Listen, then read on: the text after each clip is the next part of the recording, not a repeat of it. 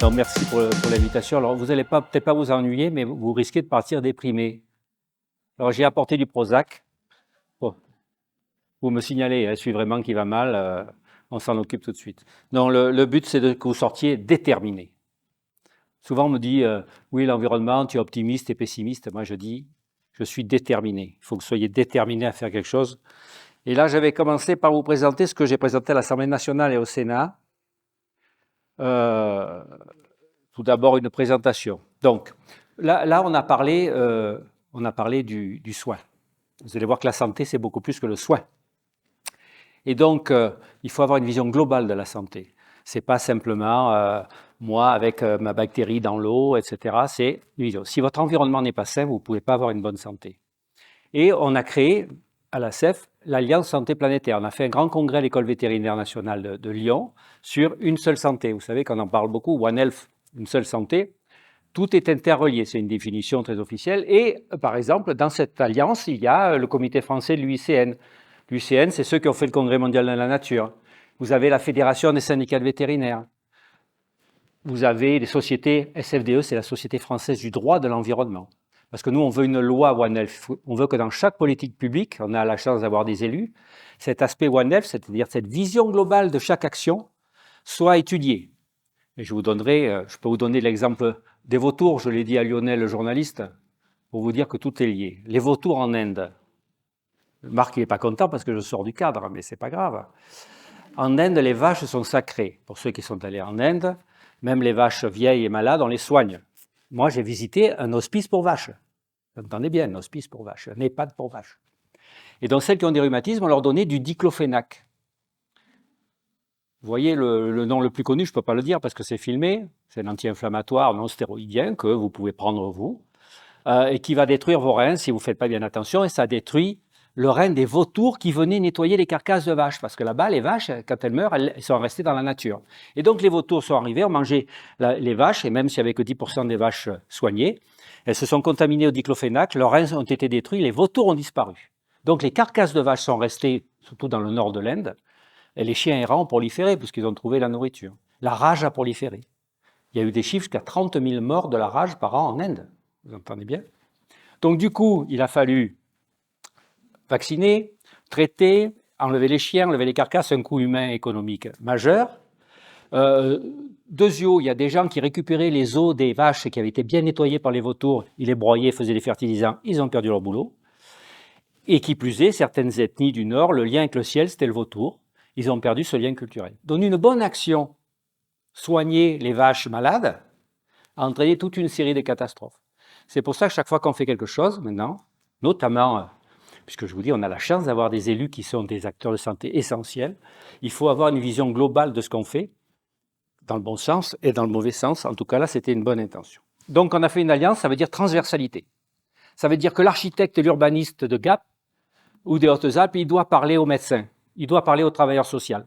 Il faut mettre de la transversalité dans toutes les décisions. Je vais aller faire un topo à Bordeaux sur l'urbanisme. Figurez-vous que les urbanistes de la métropole de Bordeaux ne parlent pas aux urbanistes de Gironde. Les urbanistes de la métropole de Marseille ne parlent pas aux urbanistes des Bouches-du-Rhône.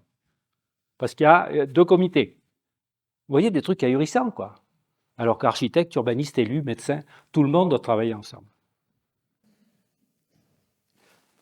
Donc la santé, ça n'est pas seulement l'absence de maladie. Même la caisse, j'ai fait un topo à un syndicat de médecins, il y avait la secrétaire générale de la Caisse nationale d'assurance maladie. Elle a dit on veut s'engager dans la prévention environnementale. Mais oui, parce que nous, on veut qu'il y ait moins de malades et que les gens soient en bonne santé. La santé, c'est quoi?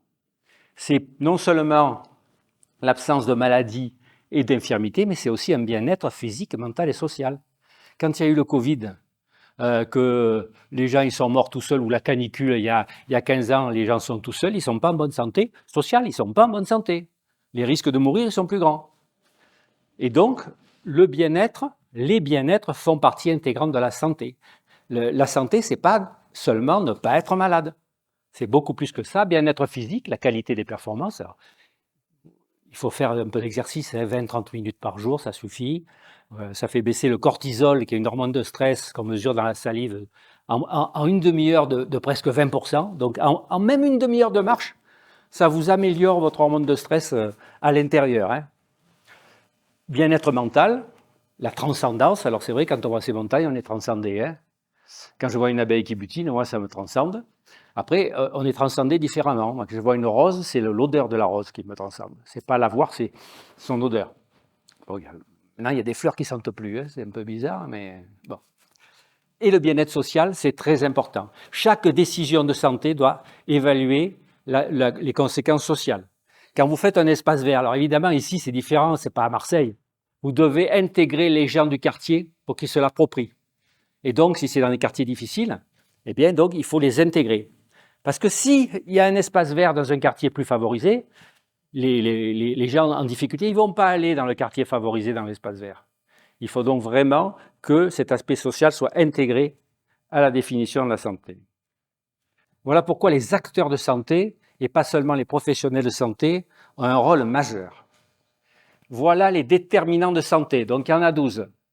La génétique, 5%. Bon, il y a l'épigénétique. Vous savez qu'on a des germes, des gènes qui s'expriment ou pas. Reprends l'abeille. L'abeille, toutes les abeilles ont le gène de la reine. Toutes. Et puis, elles sont nourries à la gelée royale. Et au 3e jour, il n'y en a plus qu'une qui est nourrie à la gelée royale, c'est elle qui devient reine. Son gène s'exprime parce qu'elle continue à être nourrie à la gelée royale. Chez les femmes, vous avez 2 chromosomes X. Il n'y en a qu'un qui s'exprime, hein, ou de l'un de l'autre, pas les deux. Donc, naturellement, ou par un facteur environnemental, vous pouvez avoir un gène qui va s'exprimer. Et si dans votre environnement, vous avez un pesticide, par exemple, qui favorise l'émergence d'un gène oncogène, qui va favoriser les cancers, ben, c'est pas bon. Ou inversement, un gène suppresseur de tumeur qui, lui, est inhibé par un facteur environnemental. Donc ça, c'est l'épigénétique. 5% de génétique. Le système de soins, 15%. Alors évidemment, si vous n'avez pas de service de cardiologie d'urgence à Gap, que vous faites un infarctus à Saint-Bonnet, c'est plus que 15%. Hein. On est bien d'accord. C'est arrivé à Montluçon. La nuit, il n'y a plus de service de cardio à Montluçon. Si vous avez un infarctus à Montluçon, c'est mal barré. Donc, si on arrive à garder ce système de soins aussi efficace, c'est que 15%. Et les autres, c'est 25% les facteurs environnementaux et les conditions socio-économiques, l'éducation, le métier, on le retrouve ici. Conditions de vie de travail, est-ce que vous êtes au chômage ou est-ce que vous travaillez? Votre éducation. L'éducation est fondamentale dans la santé. C'est pour ça qu'on veut absolument, dès le plus jeune âge, former. On a fait une convention avec le rectorat d'Aix-Marseille. Et donc, moi, j'ai fait une conférence sur plus de 300 professeurs, surtout de SVT, sur l'ensemble de la France. Ça paraît dérisoire, hein. C'était une première. Et après, on a fait, dans plus de 500 classes, en direct, dans la classe, donc pas 500 fois, hein, sur climat, sur la santé du climat, la santé de la biodiversité, la santé de l'alimentation et les pollutions. En direct dans les classes, on a eu plus de 500 établissements scolaires. Et donc, c'est une première qui paraît dérisoire. Hein, 500 fois 30 élèves, ça fait 15 000 élèves.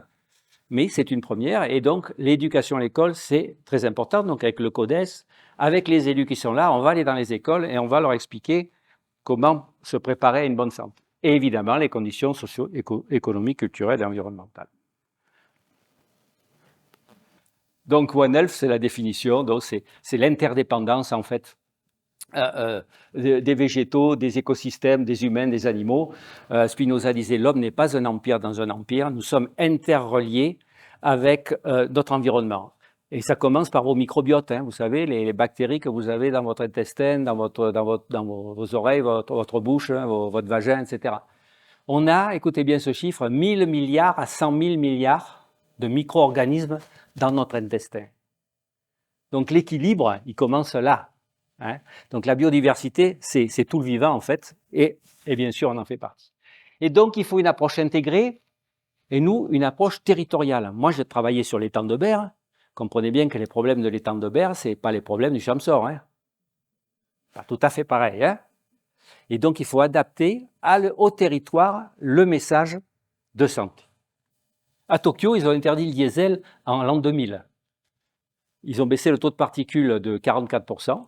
En arrêtant le diesel. Donc, ce n'est pas le médecin de Tokyo qui a fait ça. La mortalité globale a baissé de 6%, la mortalité pulmonaire de 22%, la mortalité cardiovasculaire de 11%. Moi, je n'ai pas un médicament qui est capable de ça. Une décision politique, une décision collective. Donc il faut arrêter, j'ai fait une tribune sur le quotidien du médecin, de dire, il faut arrêter, il ne faut pas arrêter, mais manger moins gras, moins salé, moins sucré, pas fumer, ça suffit, non. C'est bien sûr, pas vous dire de fumer, hein, mais ça ne suffit pas. Là, voilà. Bon, donc, c'est ce que j'ai dit, rôle essentiel de l'éducation, on passe. Donc, l'environnement, on a tendance à dire, ouais, ben, c'est le moustique tigre, ça va être la dengue, le chikungunya, le Zika qui va nous envahir. Mais c'est quoi les pathologies liées à l'environnement? C'est l'OMS qui dit ça, l'Organisation mondiale de la santé. Première cause de pathologie environnementale, les accidents vasculaires cérébraux, les cardiopathies ischémiques, les coronarapathies, infarctus, bon, les traumatismes, les cancers, les pneumopathies. Très loin derrière, le paludisme, les infections respiratoires. Les pathologies liées à l'environnement sont des pathologies chroniques. La suivante.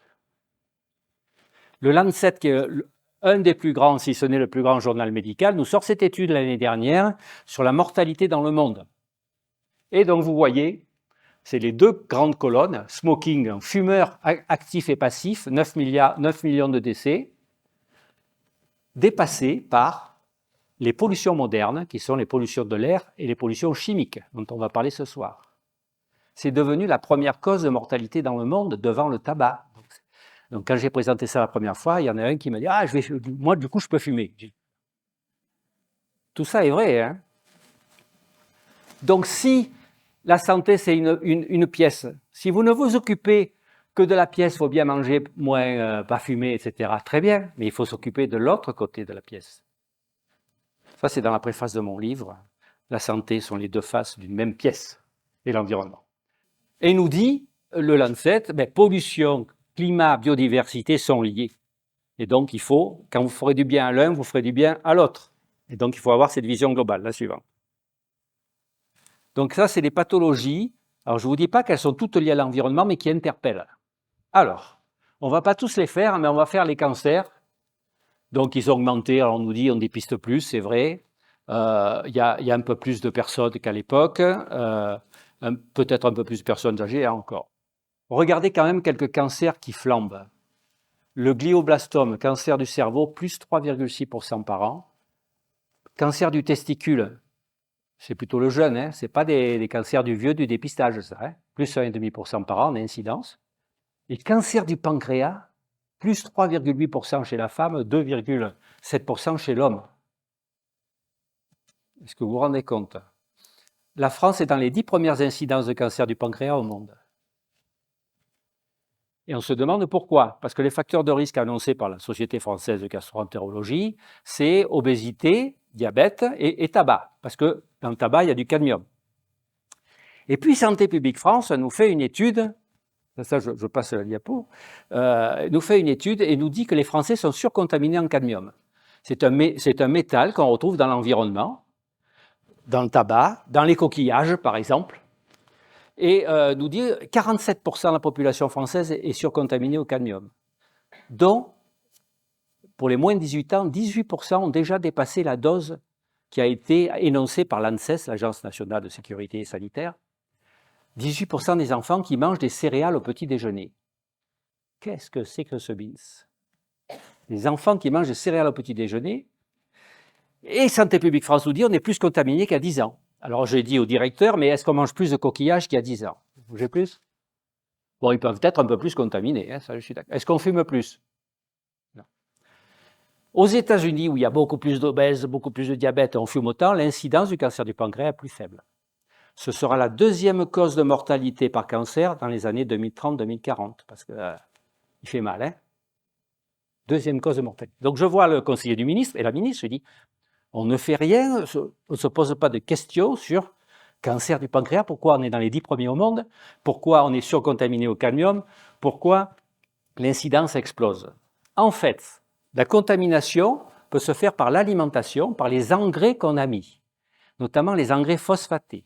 Ce sont des gisements d'engrais qu'on achète à l'étranger. On peut en acheter en Afrique du Sud, en Chine, et nous, en Jordanie, mais nous on les achète plutôt en Afrique du Nord. Et manque de peau, ils sont très riches en cadmium, ces minerais.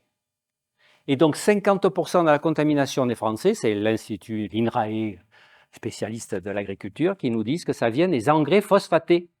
qu'on met qui remontent dans la plante, notamment les céréales.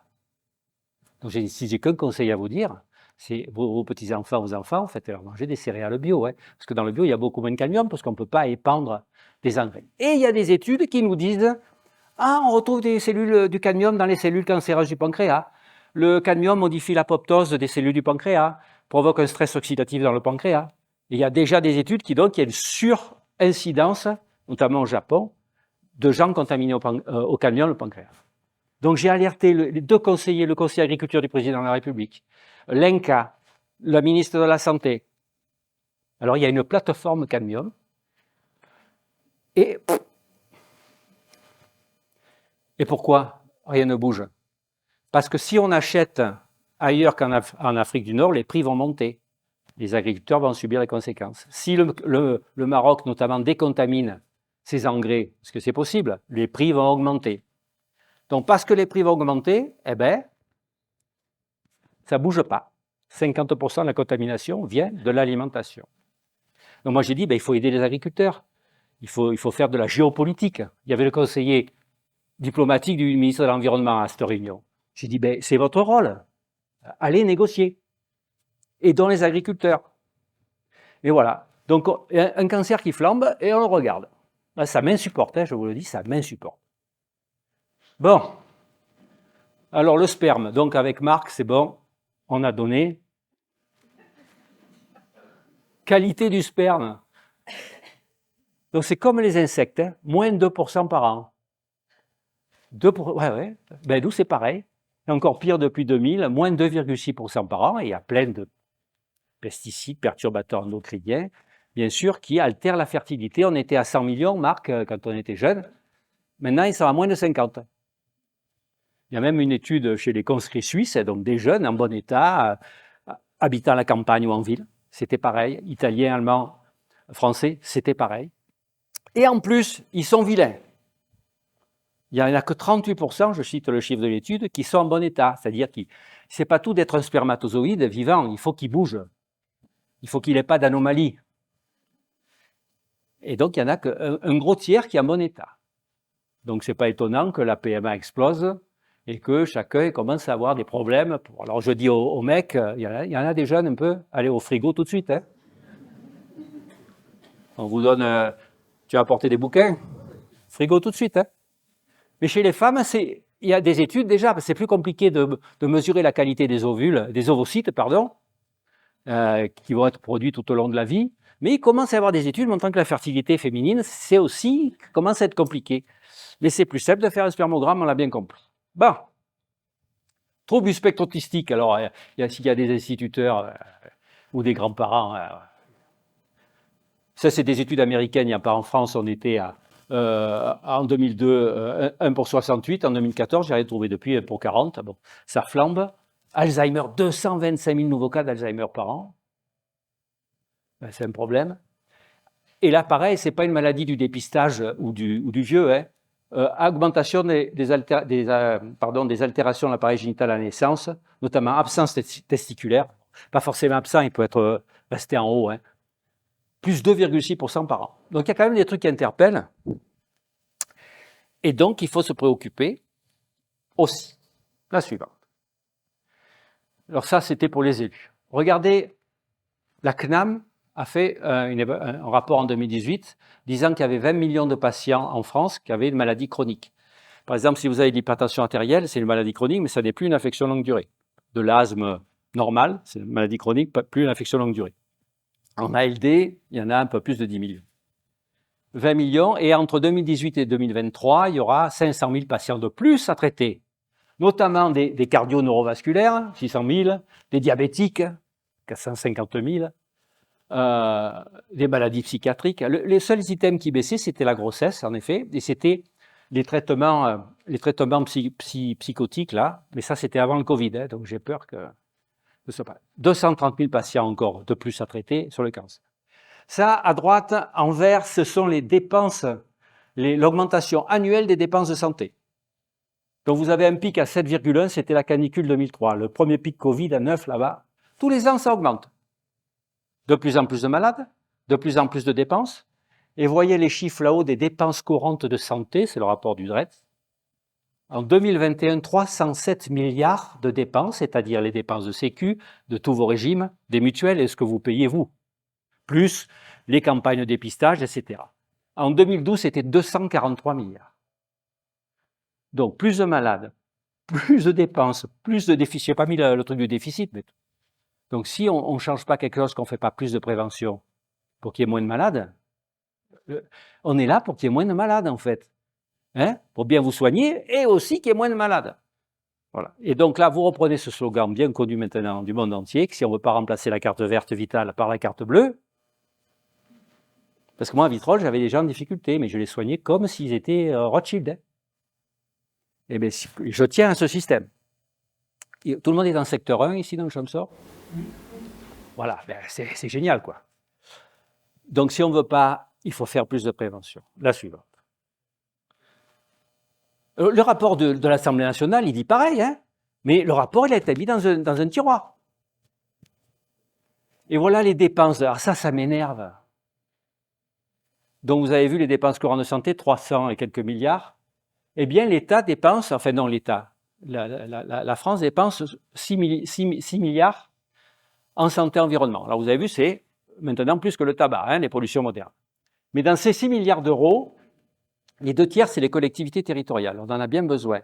Exemple, au plan régional santé-environnement, c'est le conseil régional qui met autant que l'ARS. 300 000 euros. Et l'État, et notamment la sécurité sociale, 200 millions par an. Je l'ai dit à tous les ministres que j'ai rencontrés, on a un système de soins, il faut qu'on passe à un système de santé. La deuxième face de la pièce, il faut s'en occuper. Voilà, à ça. Moi, vous venez me voir, vous avez un infarctus, vous venez me voir, cardiologue. Si je vous dis, il faut arrêter de fumer, très bien, c'est la priorité. Oui, arrêtez de fumer. Et si la tension, on verra plus tard. Le cholestérol, on verra plus tard. Je veux dire, mais qu'est-ce qu'il est mauvais? Il faut être un peu tranchant des fois. Hein. Voilà. Qu'est-ce qu'il est mauvais? Il ne fait pas bien son boulot. Donc il y a des priorités, on est d'accord, mais il faut voir tout dans son ensemble. La suivante. Donc question, qui est sensible à l'environnement ici? Levez la main. Il faut faire l'inverse. Qui n'est pas sensible? Voilà, personne. Bon. Donc pourquoi on est tous sensibles mais qu'on n'agit pas? Sachant que si vous agissez, vous n'allez pas réussir. Regardez à Tokyo, c'est une décision collective du politique qui a réussi. Mais pour l'estime de soi, c'est très important. Si on fait bien les choses, on fait bien du bien à soi et on fait du bien autour de soi, à ses enfants, ses petits-enfants, ses amis. Et donc pour agir, il faut avoir conscience que ce que l'environnement fait sur vous, d'avoir conscience que ce que vous faites sur l'environnement, et d'avoir conscience qu'on peut faire quelque chose, même tout petit. Même tout petit. Et de tout petit, on va vouloir entrer en cohérence. C'est-à-dire qu'on va continuer à faire de bonnes choses. Parce qu'il faut qu'on justifie ces actes. Et c'est là, Marc, tu m'as dit n'en parle pas, mais je vais parler de ma belle-mère. Ma belle-mère n'a pas de problème d'argent. Elle a un magasin bio, un pas bio. Les pommes sont à 1,90 bio dans les 2 magasins. Elle va aller au pas bio. J'ai dit, alors que les pesticides, c'est quand même plus de cancers, de maladies neurologiques, de troubles, de troubles cognitifs. Il y a l'INSERM qui a fait tout un rapport sur ça. Et pourquoi vous allez au pas bio, belle-maman? Mais parce que je ne suis pas malade.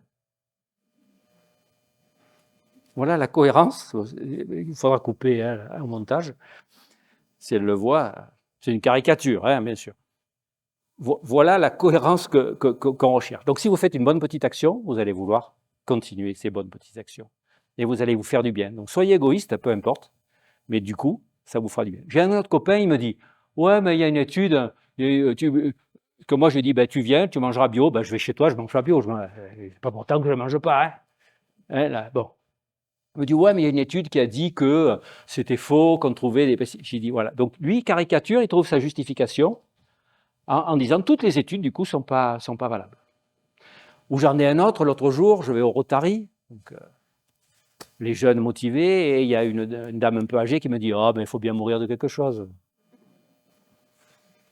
Bon, ouais, nous, on peut bien mourir de quelque chose, mais les jeunes qui sont là, moi, j'accepte pas. Et donc, il y a une adhérente de l'ACEF qui a écrit un livre qui s'appelle « Le cabinet de santé éco-responsable ». Et donc, pour engager le changement dans le cabinet, facteur de bien-être au travail pour le professionnel de santé et pour les patients. C'est-à-dire, il s'occupe des déchets, de la qualité de l'air dans le cabinet. Fait donc une prise en charge. Pas facile, hein. Moi, à mon cabinet, je faisais le tri depuis longtemps, mais j'avais le gastro, il me disait « Mais qu'est-ce que tu nous gonfles avec le tri, balancez tout dans la même poubelle, quoi. » Mais pour leur faire comprendre, c'est les mêmes qui fumaient dans notre salle de relaxing, là, qui fumaient devant. J'ai dit « Mais tu ne peux pas arrêter ?» Donc, il y aura toujours des gens. Mais donc ce livre, je le conseille, avec l'URPS, on pensait l'offrir à chaque professionnel de santé qui s'installe. Donc, j'ai fait la préface avec la postface et Santé publique France. Et donc, c'est Alice Barras qui commence à faire des formations, qui a été reçue par la ministre, justement, parce que c'est une vraie vision globale. Qu'est-ce que tu me fais, toi? Je passe les bureaux. Bon. Donc, les professionnels de santé s'engagent et c'est un facteur de bien-être. Chez vous, c'est la même chose. Donc, vous allez commencer petit, mais vous allez agir. Et si on vous dit « Ah, tu es optimiste ou pessimiste ?» Non, vous dites « Je suis déterminé. » Avant de lancer les petites vidéos que vous allez voir, qui viennent du terrain, c'est déjà les questions que vous vous posez. Nous sommes allés au-devant de certaines personnes qui travaillent dans la santé plus ou moins sur le terrain et on les a interviewées et vous allez voir ces petites vidéos. Donc, et vous ne serez pas étonné de découvrir que la pollution, on pense en être éloigné dans les Hautes-Alpes, mais ce n'est pas si vrai que ça.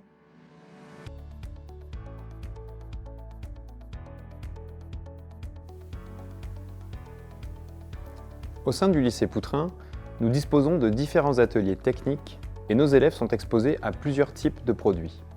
Solvants, peinture, poussière de bois, fumée dégagée lors de soudure. Quel impact cela peut-il avoir sur leur santé à court, moyen et long terme, ainsi que sur leur développement alors qu'ils sont adolescents? En plus des facteurs environnementaux, chimiques ou physiques, d'autres éléments peuvent avoir un impact sur la santé des adolescents. L'alimentation, l'utilisation des écrans, l'inactivité physique, le stress. Quel est notre rôle vis-à-vis des élèves sur ces sujets? Quelle est notre capacité à agir? Chaque année, nous sensibilisons nos jeunes, nous essayons de semer des graines pour l'avenir, mais nous nous sentons souvent impuissants face aux incohérences de notre société. Par exemple, comment lutter contre la malbouffe alors que la sursollicitation publicitaire incite à consommer des produits transformés, trop gras, trop salés et trop sucrés? De même, les téléphones et les écrans ont un impact sur la concentration, le développement des adolescents.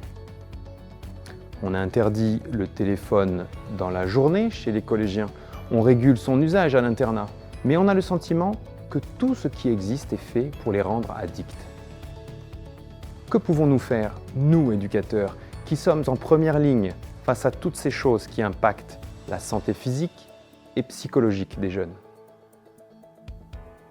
Nous avons parfois le sentiment de faire les choses pour nous donner bonne conscience, dans un monde qui ne tourne plus rond. Comment accompagner les jeunes et les responsabiliser dans la construction d'une société plus respectueuse du bien-être de l'individu?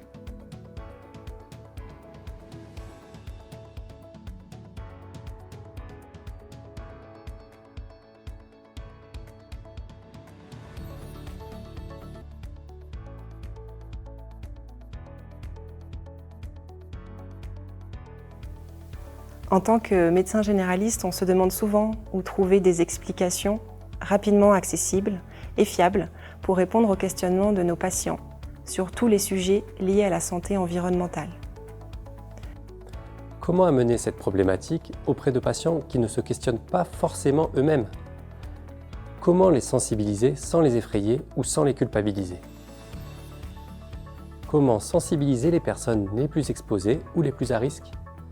Et comment donner des conseils simples, facilement utilisables par tous, notamment par nos patients les plus fragiles, comme les femmes enceintes, les jeunes enfants, les personnes polypathologiques ou les personnes âgées? Cela nous concerne tous au quotidien, à l'extérieur comme à l'intérieur des maisons. Et il ne faut pas négliger le milieu professionnel. Comment améliorer la qualité de l'air sur les lieux de travail, à commencer par nos cabinets médicaux?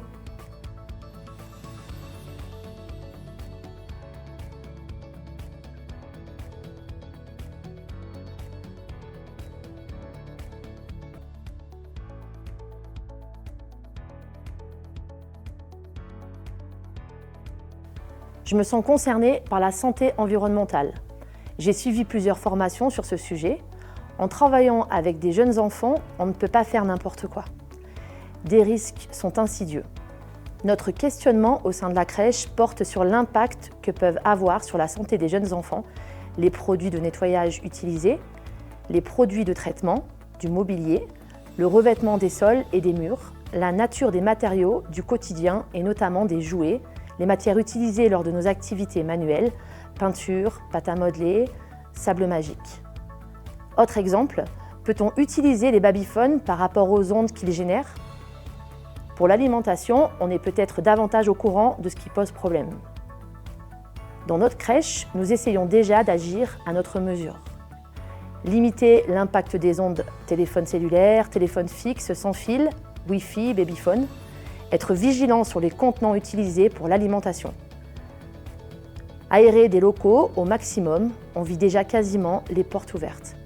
Comment obtenir facilement des informations fiables pour le personnel de la crèche comme pour les familles? Ne serait-il pas utile d'avoir un document qui résume les recommandations quant à l'alimentation, les jouets, les meubles, les produits d'entretien, la qualité de l'air?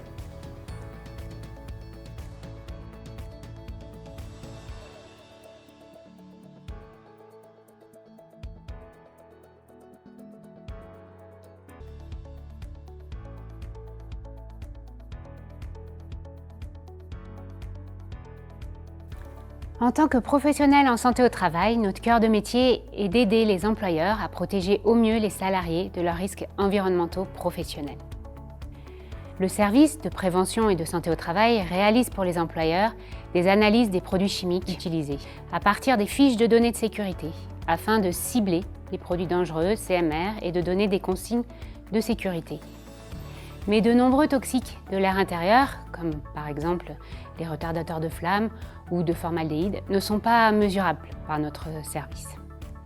Comment aider au mieux les employeurs à identifier, évaluer et protéger les salariés de ce type de risque? Depuis l'entrée en vigueur de la loi Pacte, de nouvelles dispositions renforcent la responsabilité sociétale des entreprises. L'article 1833 du Code civil intègre la considération des enjeux sociétaux et environnementaux à toutes les sociétés. Les entreprises réfléchissent et agissent pour diminuer leur impact environnemental. Pensez-vous que les enjeux de la responsabilité sociétale des entreprises devraient comprendre les enjeux de la qualité de l'air intérieur? Et comment aider les employeurs à appréhender ces enjeux?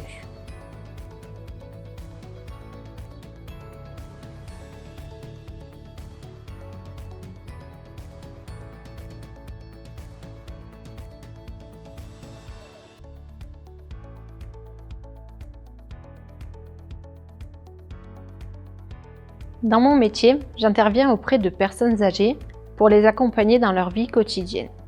Manger, se laver, faire le ménage. Je veux savoir si les produits que j'utilise sont bons pour moi et pour le public de personnes âgées chez qui j'interviens.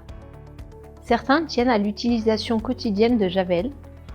Chez d'autres personnes, on peut leur indiquer quoi acheter.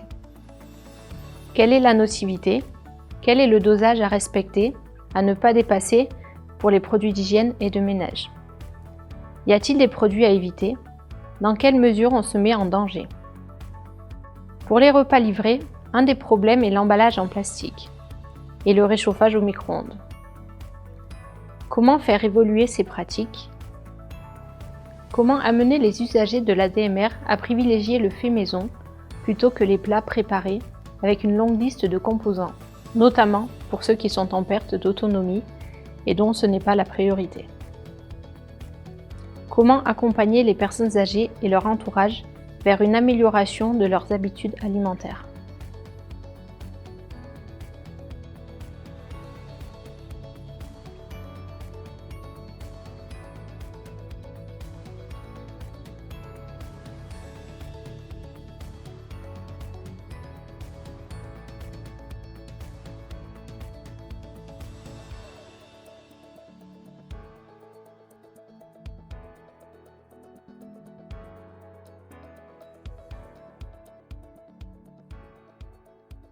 Donc, la première remarque, c'est au début sur les enfants au lycée là. Je ne sais plus dans quel. Dans nos topos fait par le rectorat, à la fin, il y avait les questions. On avait une demi-heure de questions, en fait.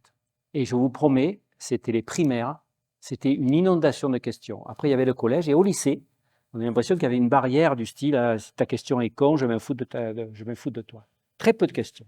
Mais au primaire, c'était une avalanche. Donc, il faut commencer au primaire. Ben, c'était pas des CP, hein, c'était des septièmes. Hein. Enfin, je ne sais pas comment on dit, oui, merci, oui. Oui, oui. Tu as connu ça, Marc, aussi, hein, la septième, oui. Et bon, et donc voilà, il faut commencer très tôt à les éduquer. Quand vous êtes sensibilisé après, ben, vous allez vous y intéresser de plus en plus.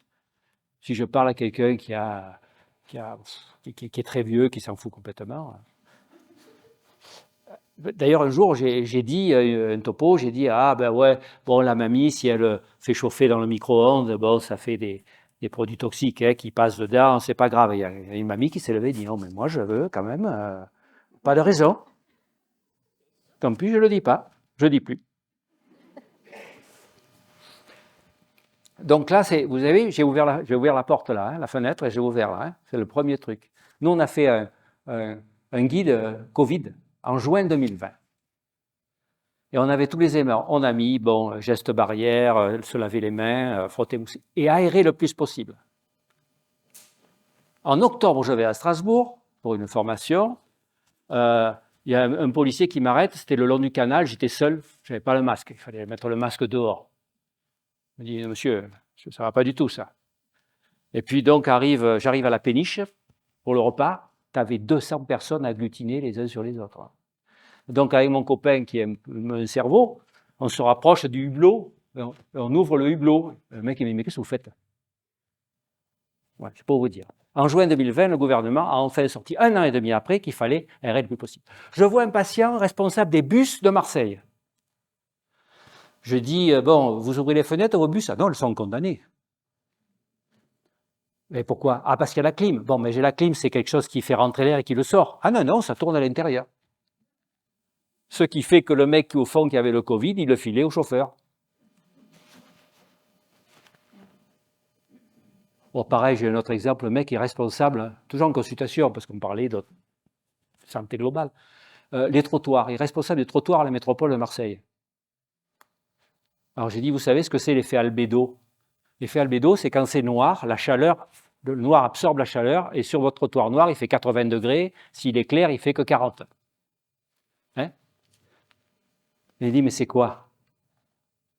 Donc le mec qui faisait les trottoirs et la couleur des trottoirs, il ne savait pas que pour qu'on puisse se promener l'été peut-être, bon ici il fait un peu moins chaud. Hein.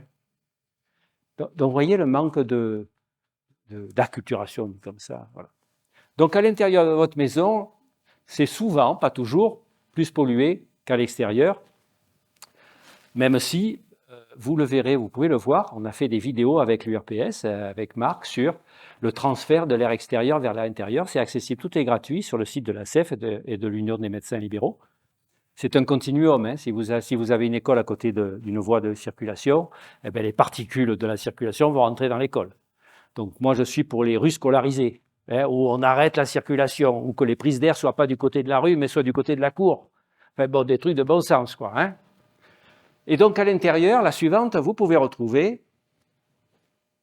Bon, il ne faut pas fumer à l'intérieur, on est d'accord. Hein, ni dehors. Je vous ai fait une diapo sur la cigarette électronique à l'intérieur. Donc, par exemple, dans ces tissus, les retardateurs de flamme, il en a parlé. C'est tout, quand vous allez au cinéma, c'est des trucs en mousse ou dans vos divans de polyuréthane. C'est des produits qui contiennent du brome.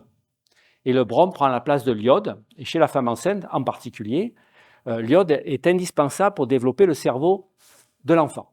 S'il n'y a pas d'iode, donc je prenais toujours l'exemple du crétin des Alpes, hein, qui est une hypothyroïdie. Je suis désolé, hein,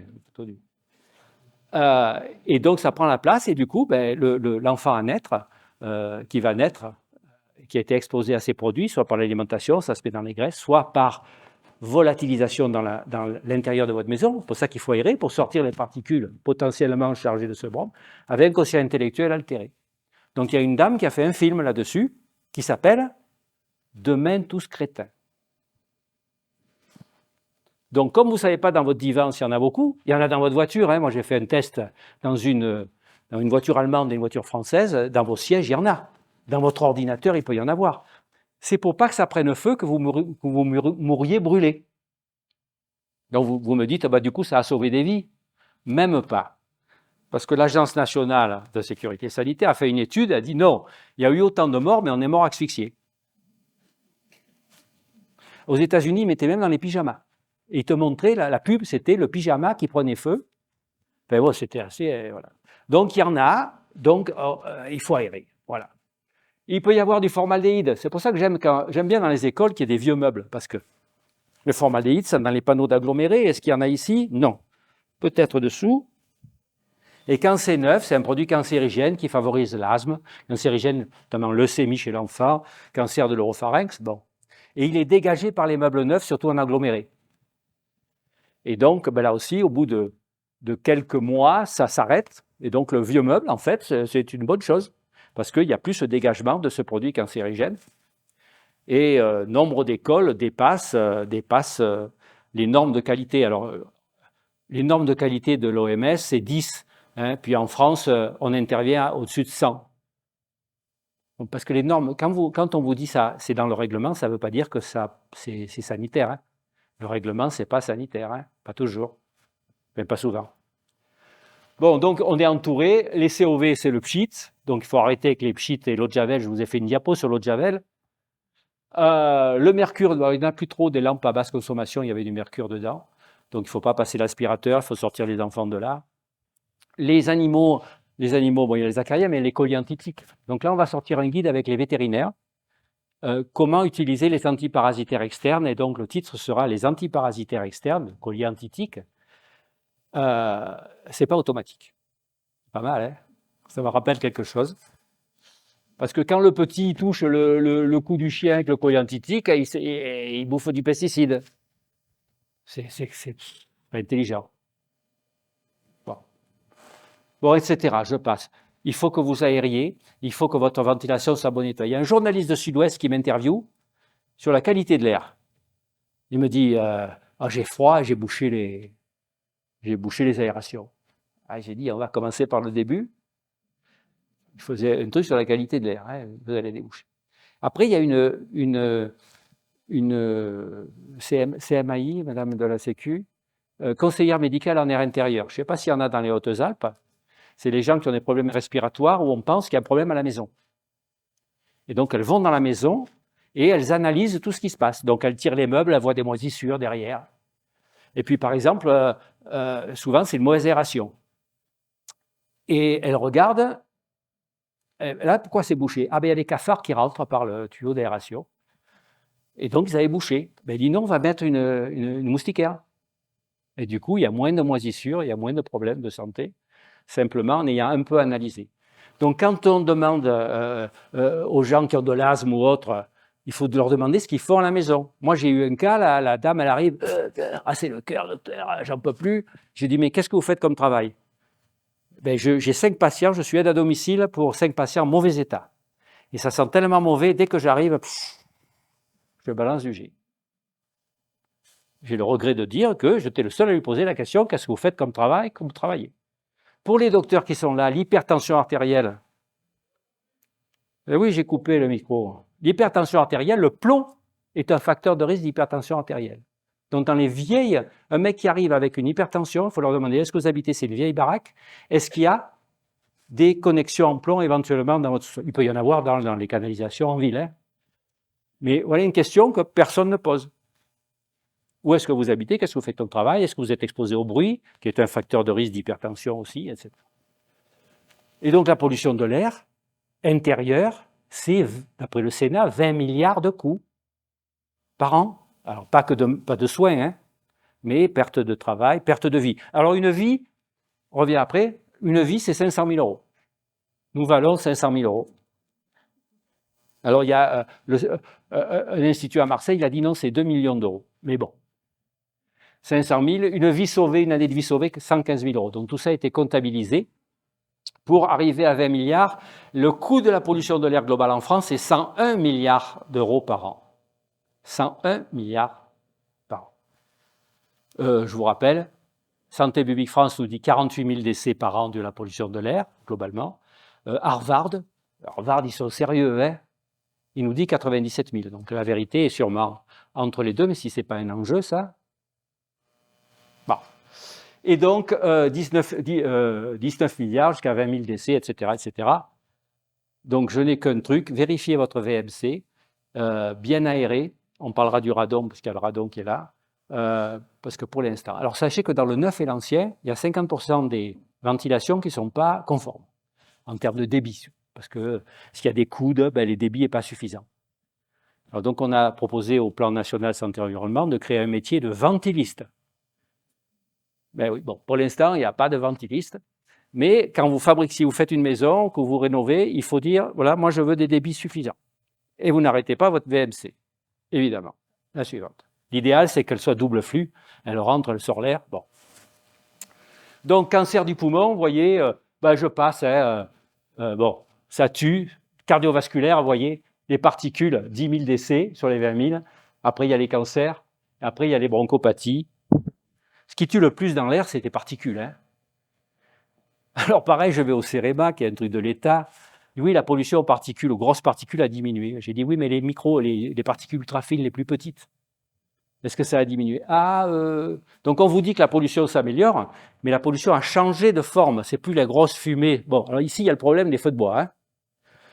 Feux de bois très, très riches en hydrocarbures cancérigènes. Autant que le diesel. Hein. À Athènes, ils ont fait une grande étude sur toute la région d'Athènes, plusieurs millions de personnes. Autant. Hein. Donc, si tout le monde se met à chauffer au de bois la vallée de l'Arve après à Chamonix, ils ont des soucis. Hein. Il y a les voitures, mais il y a aussi le chauffage au bois. Il faut vraiment, pareil, si vous avez une cheminée ouverte, bon, si vous avez des petits, évitez quoi. Hein. Hein? Vous allez polluer dehors si vous avez un foyer fermé, mais vous pourrez polluer un peu moins dedans. Donc les foyers ouverts, franchement, pas souvent. Hein?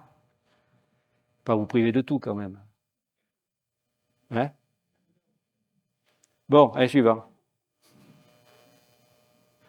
Et donc voilà, les pathologies de la pollution de l'air, c'est une étude européenne.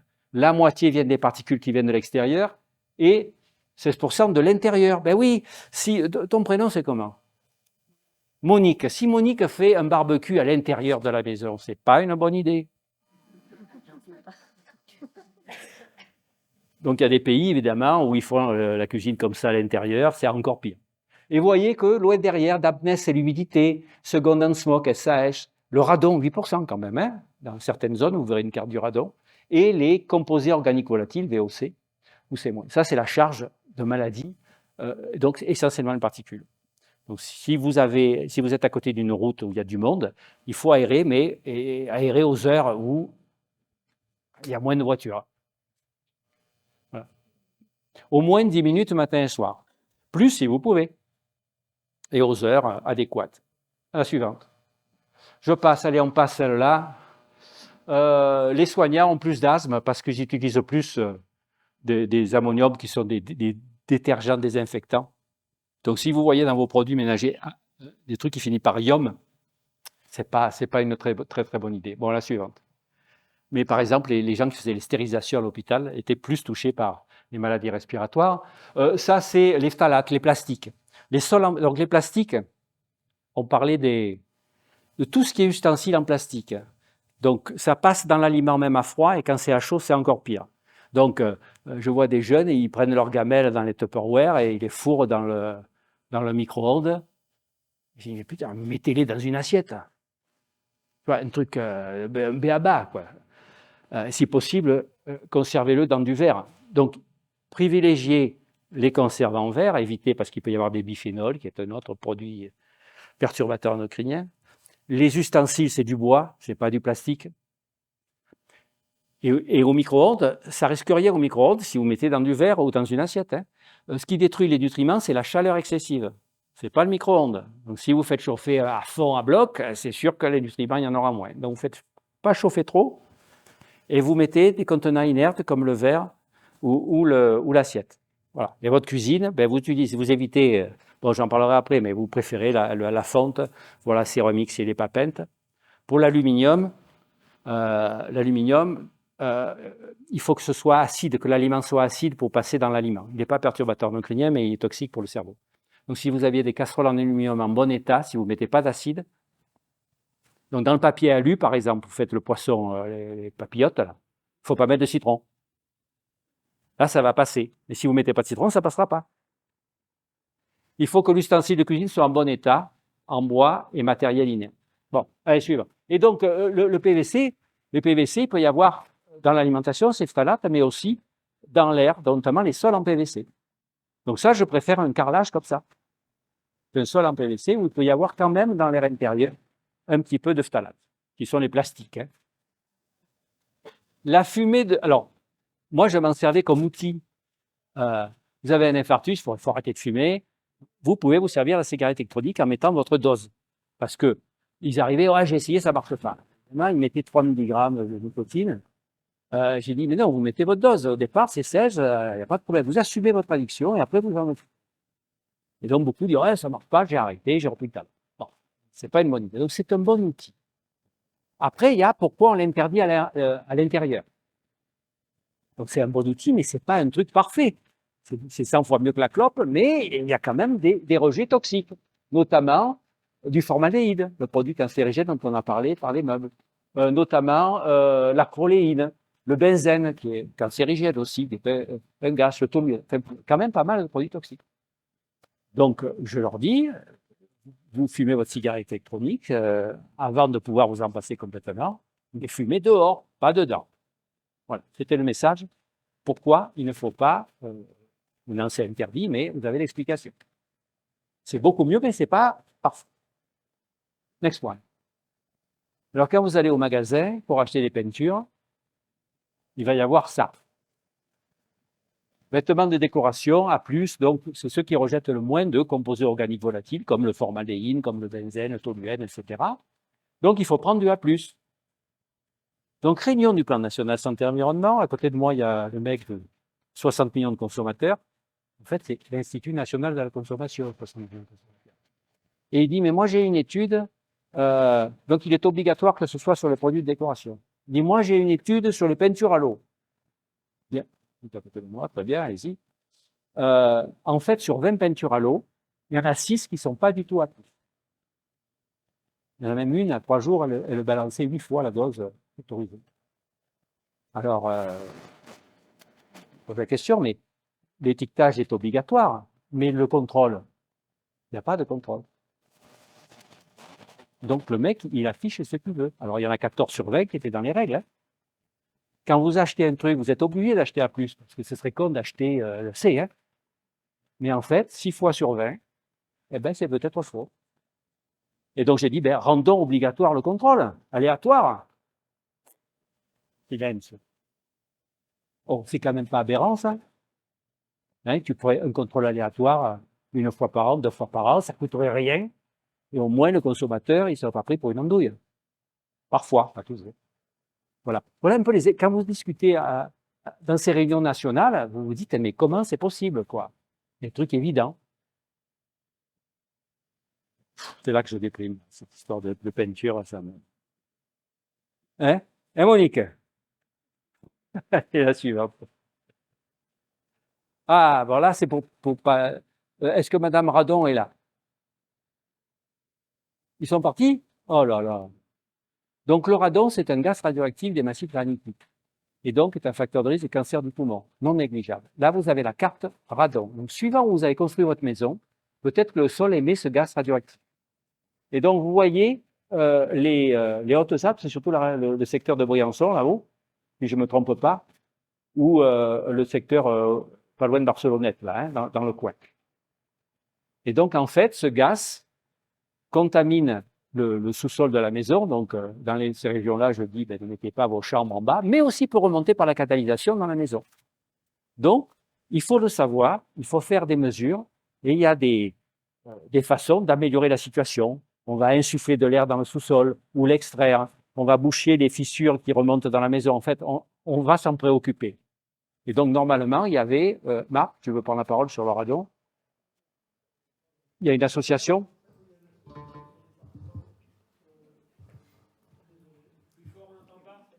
Non, c'est parce que le micro n'était pas branché complètement. Il met 10 secondes à se mettre en marche. On a l'association qui est passée tout à l'heure permet quand même d'évaluer sur les Hautes-Alpes la quantité de radon. Et on peut dire que là, la carte n'est pas très bien à jour, puisque dans le massif des Écrins, entre Briançon et le Val-Gaudemar, là où j'habite, le radon est très présent. C'est un massif complètement granitique. Ce coin.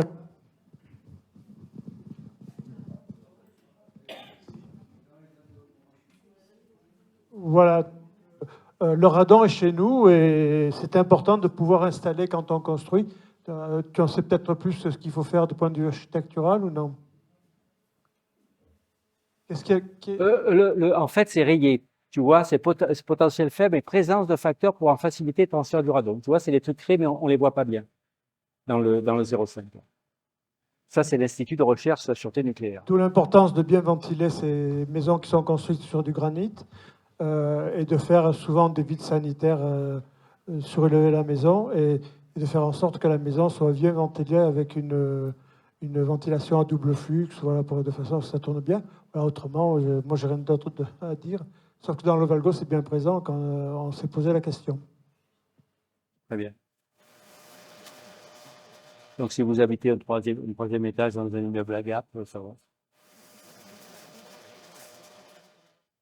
La suivante, mon cher Marc.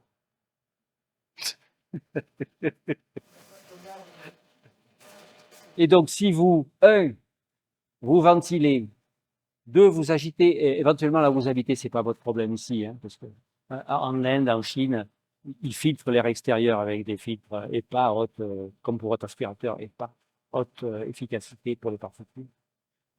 Et si vous contrôlez vos sources intérieures, Monique arrête de faire le bras zéro dans la maison, elle arrête sa cheminée à foyer ouvert tous les jours, et bien vous réduisez la mortalité donc de 20 à 44% d'après cette étude européenne. Donc en agissant à l'intérieur sur le filtration extérieure, une bonne ventilation, vous pouvez diminuer le nombre de décès et de maladies, évidemment. La suivante. Marc, ça y est, tu as décroché là.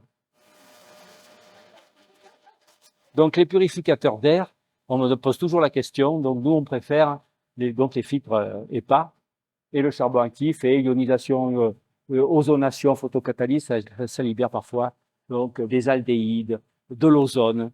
L'ozone, vous en avez ici un petit peu? Très peu.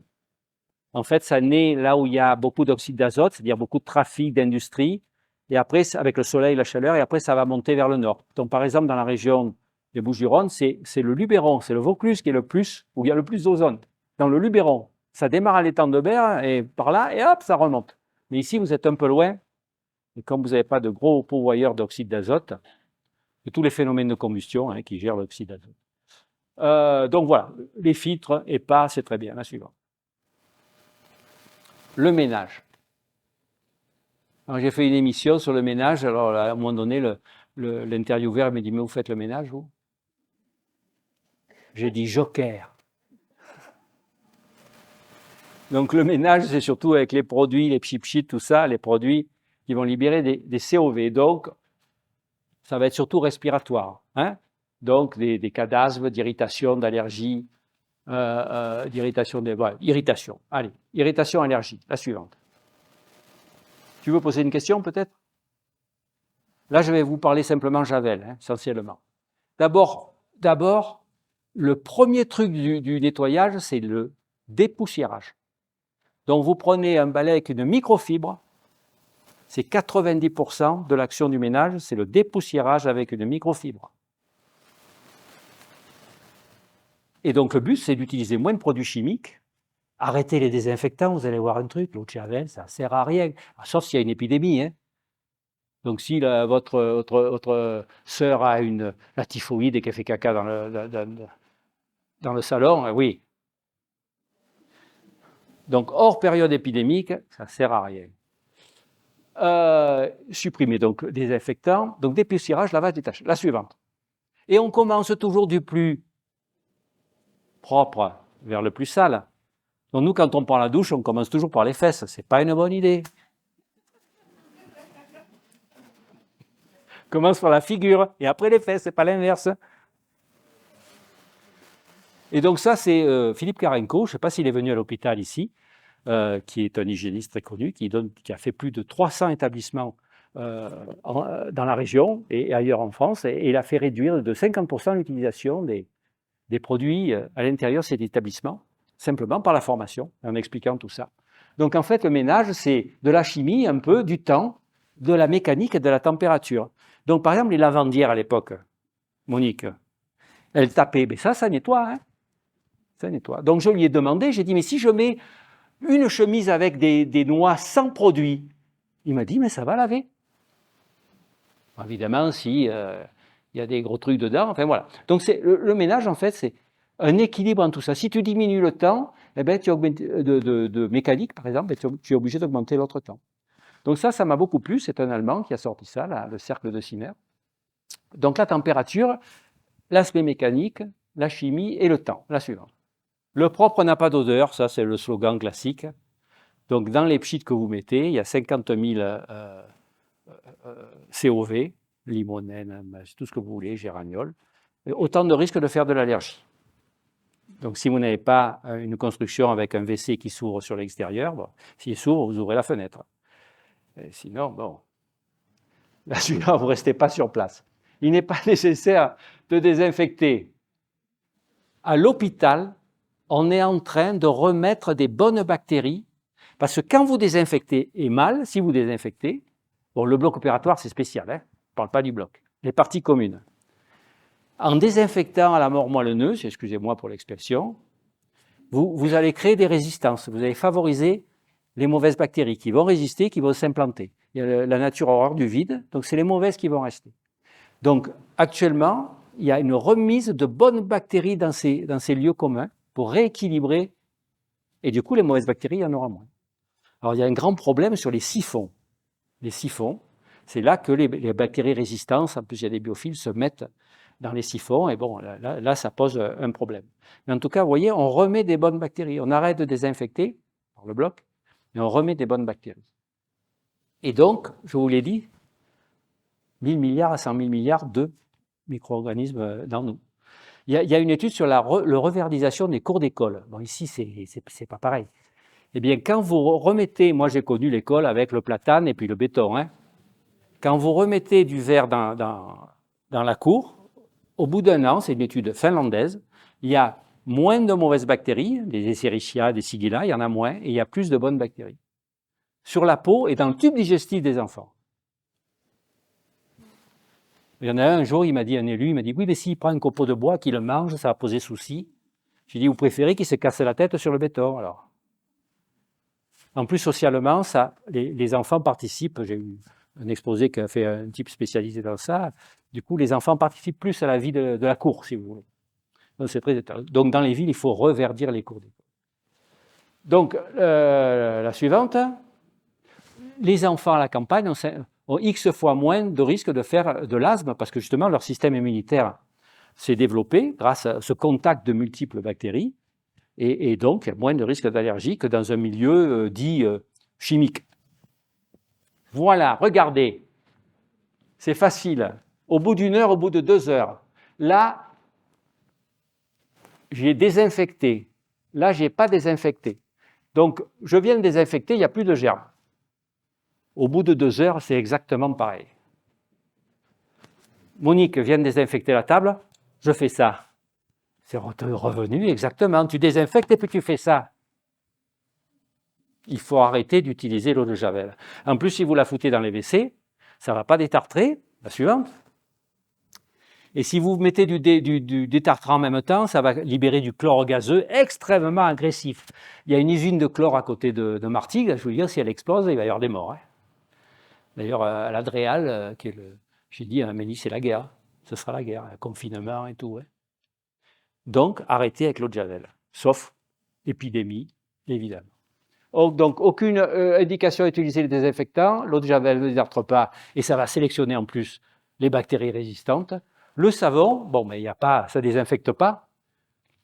Pour le Covid, le gel hydroalcoolique ne pose pas de problème, hein, parce que ça s'évapore assez vite. Mais en fait, il suffisait de frotter mousser, donc si vous aviez du savon, Rien que de frotter, ça cassait l'enveloppe lipidique qu'il y avait autour du virus et ça le détruisait.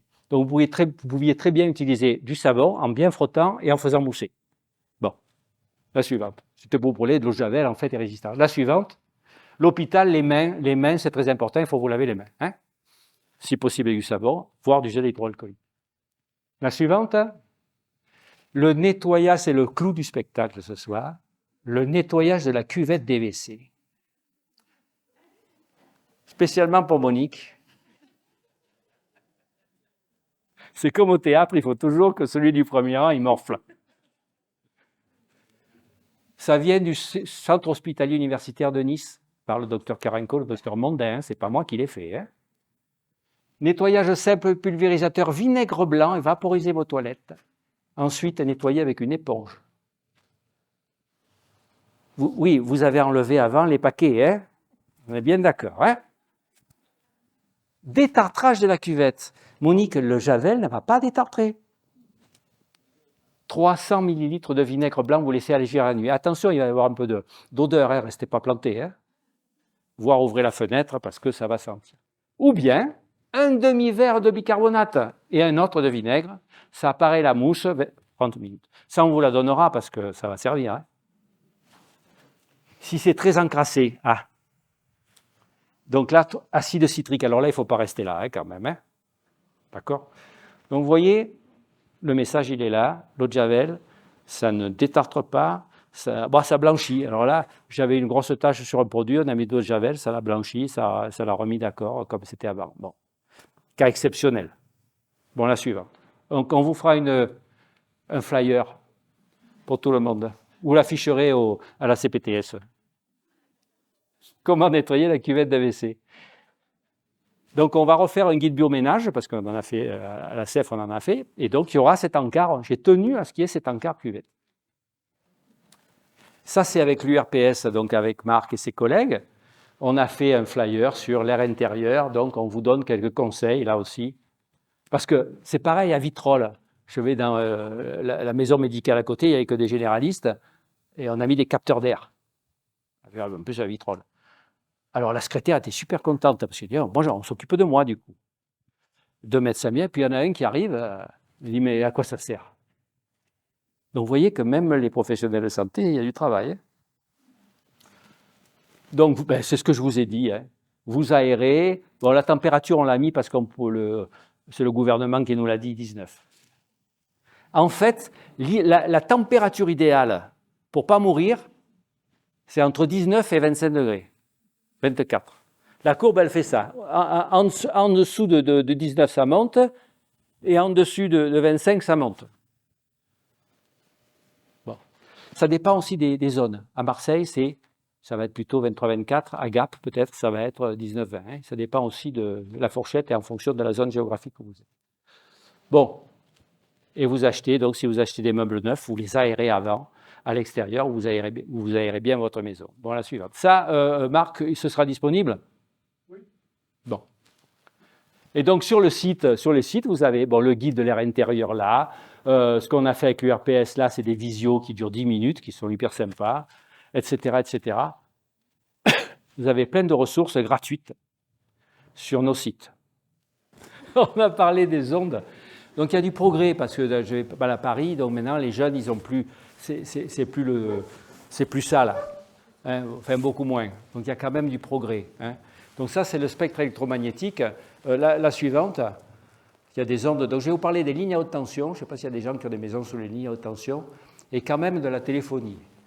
La suivante, Marc. Donc, j'ai trouvé une étude en Californie sur les risques d'accouchement prématuré et exposition aux ondes électromagnétiques. Et donc, en fait... Ces femmes ont eu un capteur d'ondes toute la journée sur elles, pour savoir, dans une journée typique, pour savoir si elles étaient exposées. Donc la suivante, celle qui était au-dessus il y avait 4 quartiles, hein, celle qui était au-dessus de celui qui était les moins exposés avait, donc, 24% ont fait une fausse couche contre 10%. Donc on a fait même dans les services de néonatologie, on a fait une affiche avec des infirmières puéricultrices disant, quand vous allez à la maternité arrêtez d'avoir le téléphone, soit le petit avec le téléphone, prenez-le en photo, mais mettez en mode avion. C'est pas compliqué. Tu mets en mode avion, tu prends ta photo, tu fais ton film. Et d'ailleurs, l'ANSES nous dit il est interdit d'utiliser les téléphones dans les services de néonatologie où il y a des éléments de survie, parce que ça peut interférer avec les appareils de survie.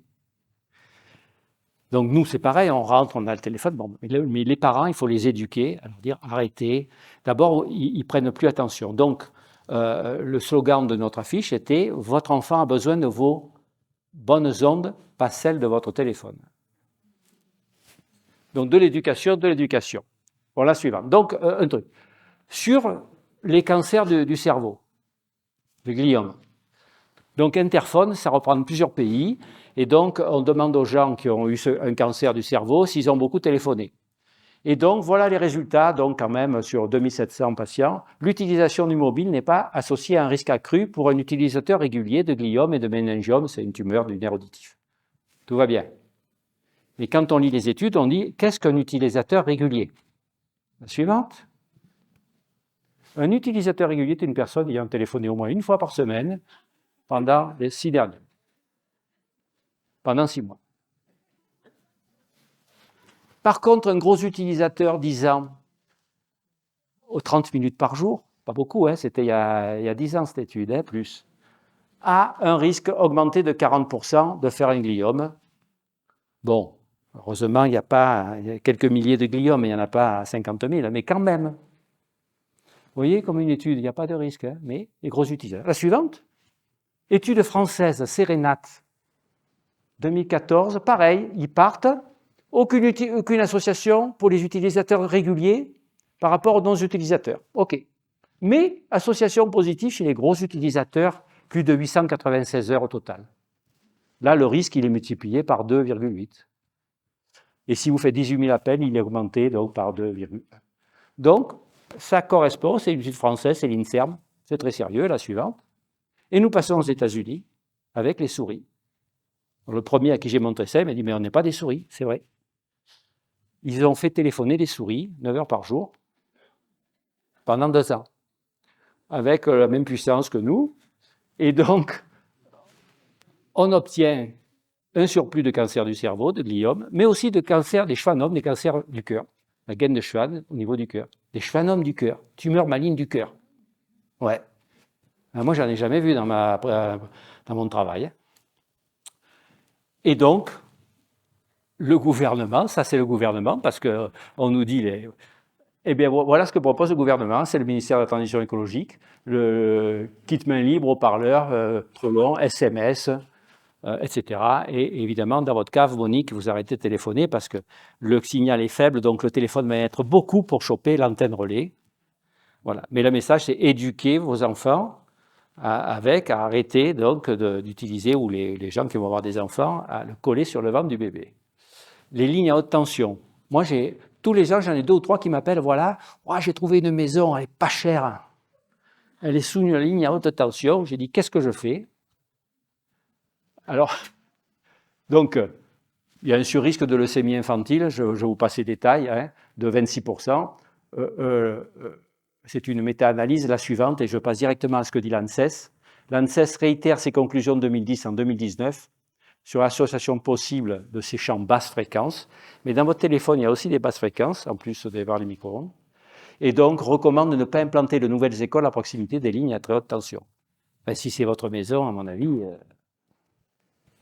À Sainte-Pazanne, au-dessous de Nantes, il y a une ligne à tension enterrée qui passe dans la cour de l'école. Là, l'irradiation est moins large, mais c'est 2-3 mètres quand même. Hein, et les enfants, ils jouent dessus. Alors, je ne vais pas vous dire que c'est ça, mais la dame qui a créé le collectif, qui a fait créer un institut éco-citoyen soutenu par le conseil départemental de là où elle est, il a eu une leucémie. Son voisin de bureau de primaire a eu une leucémie aussi. Et donc j'ai dit, mais elle y est toujours cette ligne à haute tension? Oui. Et même dans le trottoir dans la rue, elle passe sous le trottoir dans la rue.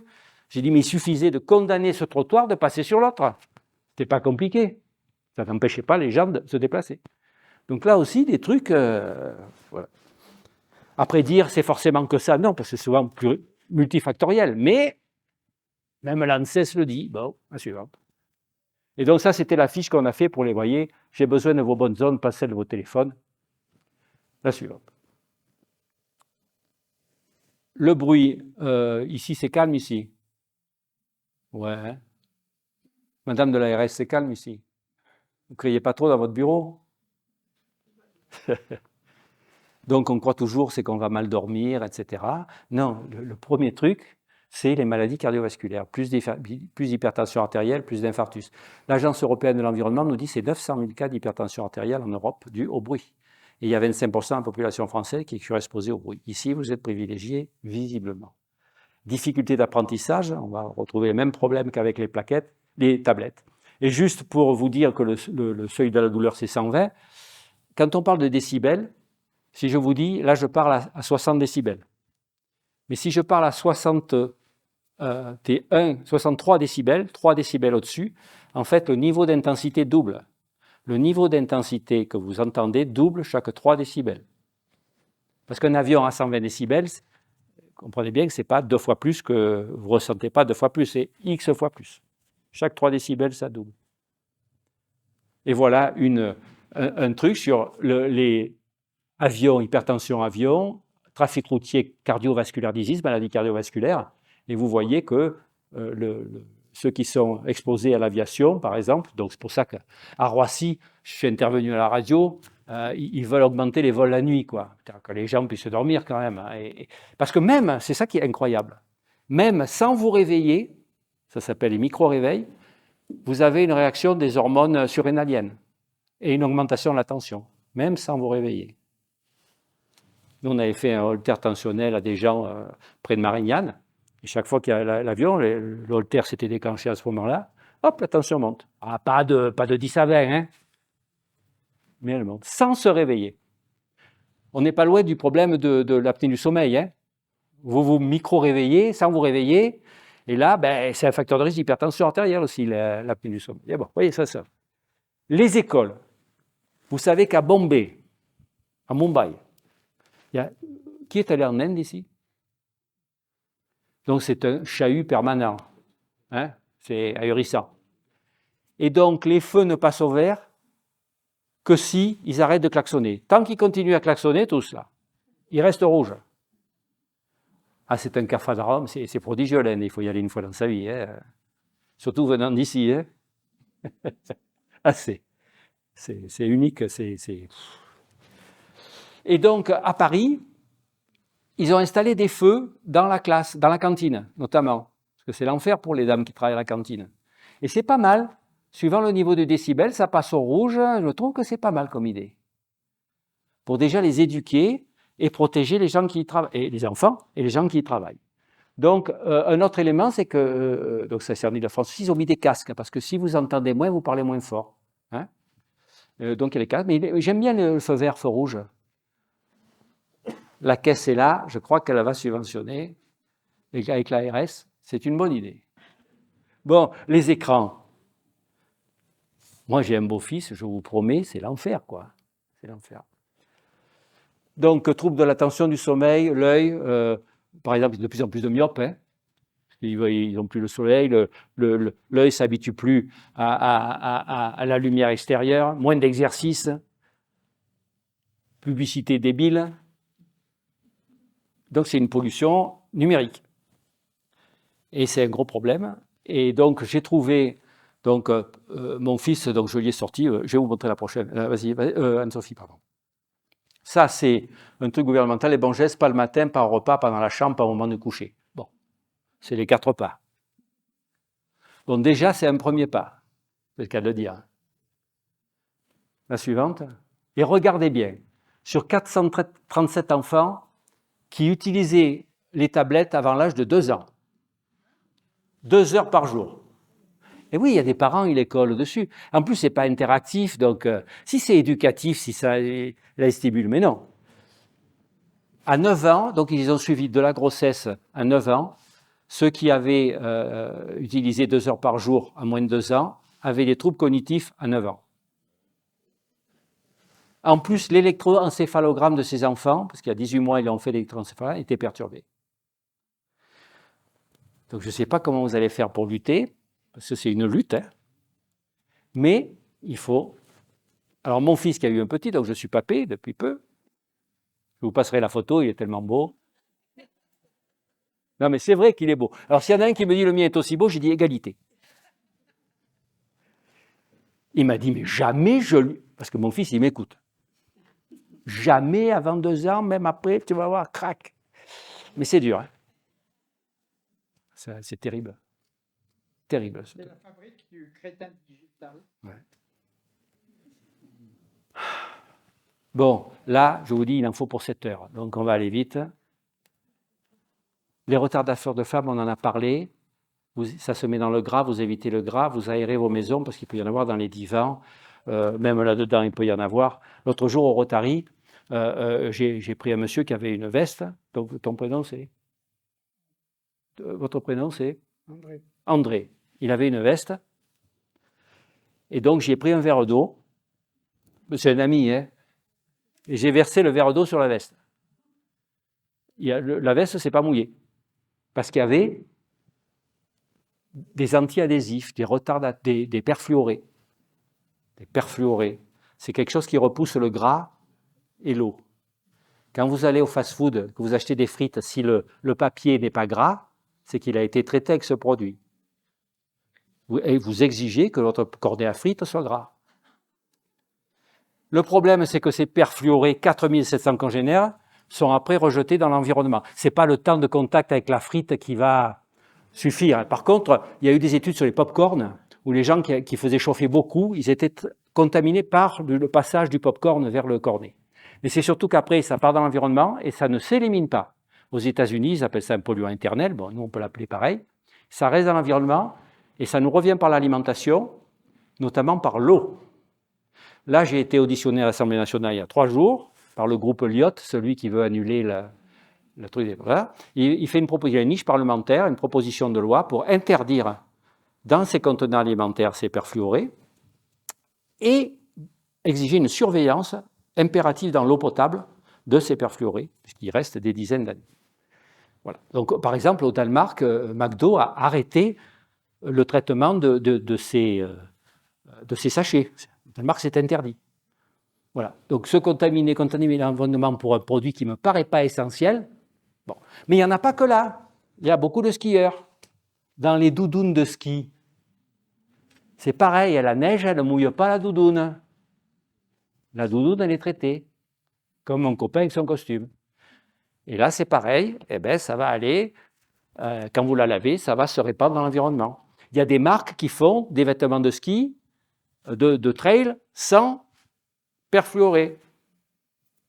Le fart de ski à l'ancienne, c'était ça. Ça glisse. Et puis, bien sûr, il y a les poils anti-adhésives. Donc, le conseil pour les poils anti-adhésives, c'est de préférer la fonte, etc., mais qu'elle ne soit pas abîmée. Vos poils, il ne faut pas qu'elles soient abîmées. Et ne pas trop faire chauffer, parce qu'au-dessus de 260 degrés, ça peut dégager des perfluorés gazeux. Et donc, vous êtes intoxiqué. Donc, comme je vous ai dit, les ustensiles de cuisine, il faut qu'ils soient en bon état. Et donc, on ne prend pas... Mon beau-fils, pareil, il prend la fourchette et il racle le fond de truc. J'ai dit, mais qu'est-ce que tu fais?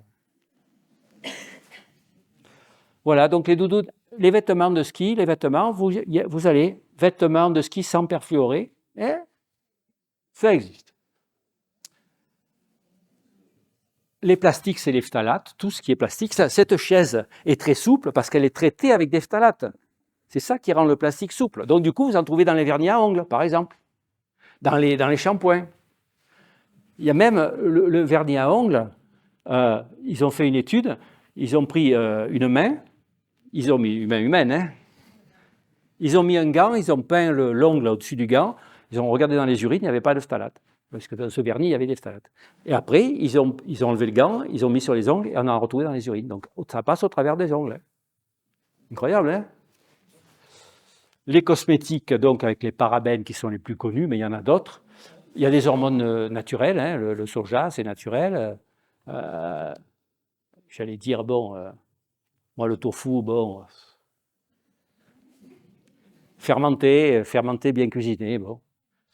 Les pesticides, beaucoup de pesticides sont perturbateurs endocriniens, œstrogéniques, anti-androgéniques, ce qu'on ne sait pas, et des médicaments. La dépakine, il est perturbateur endocrinien. La théophiline aussi, il est extra-œstrogénique. Il y en a plein. Il y en a plein. Et j'ai regardé une étude sur la perturbation du microbiote. Ça va intéresser les médecins.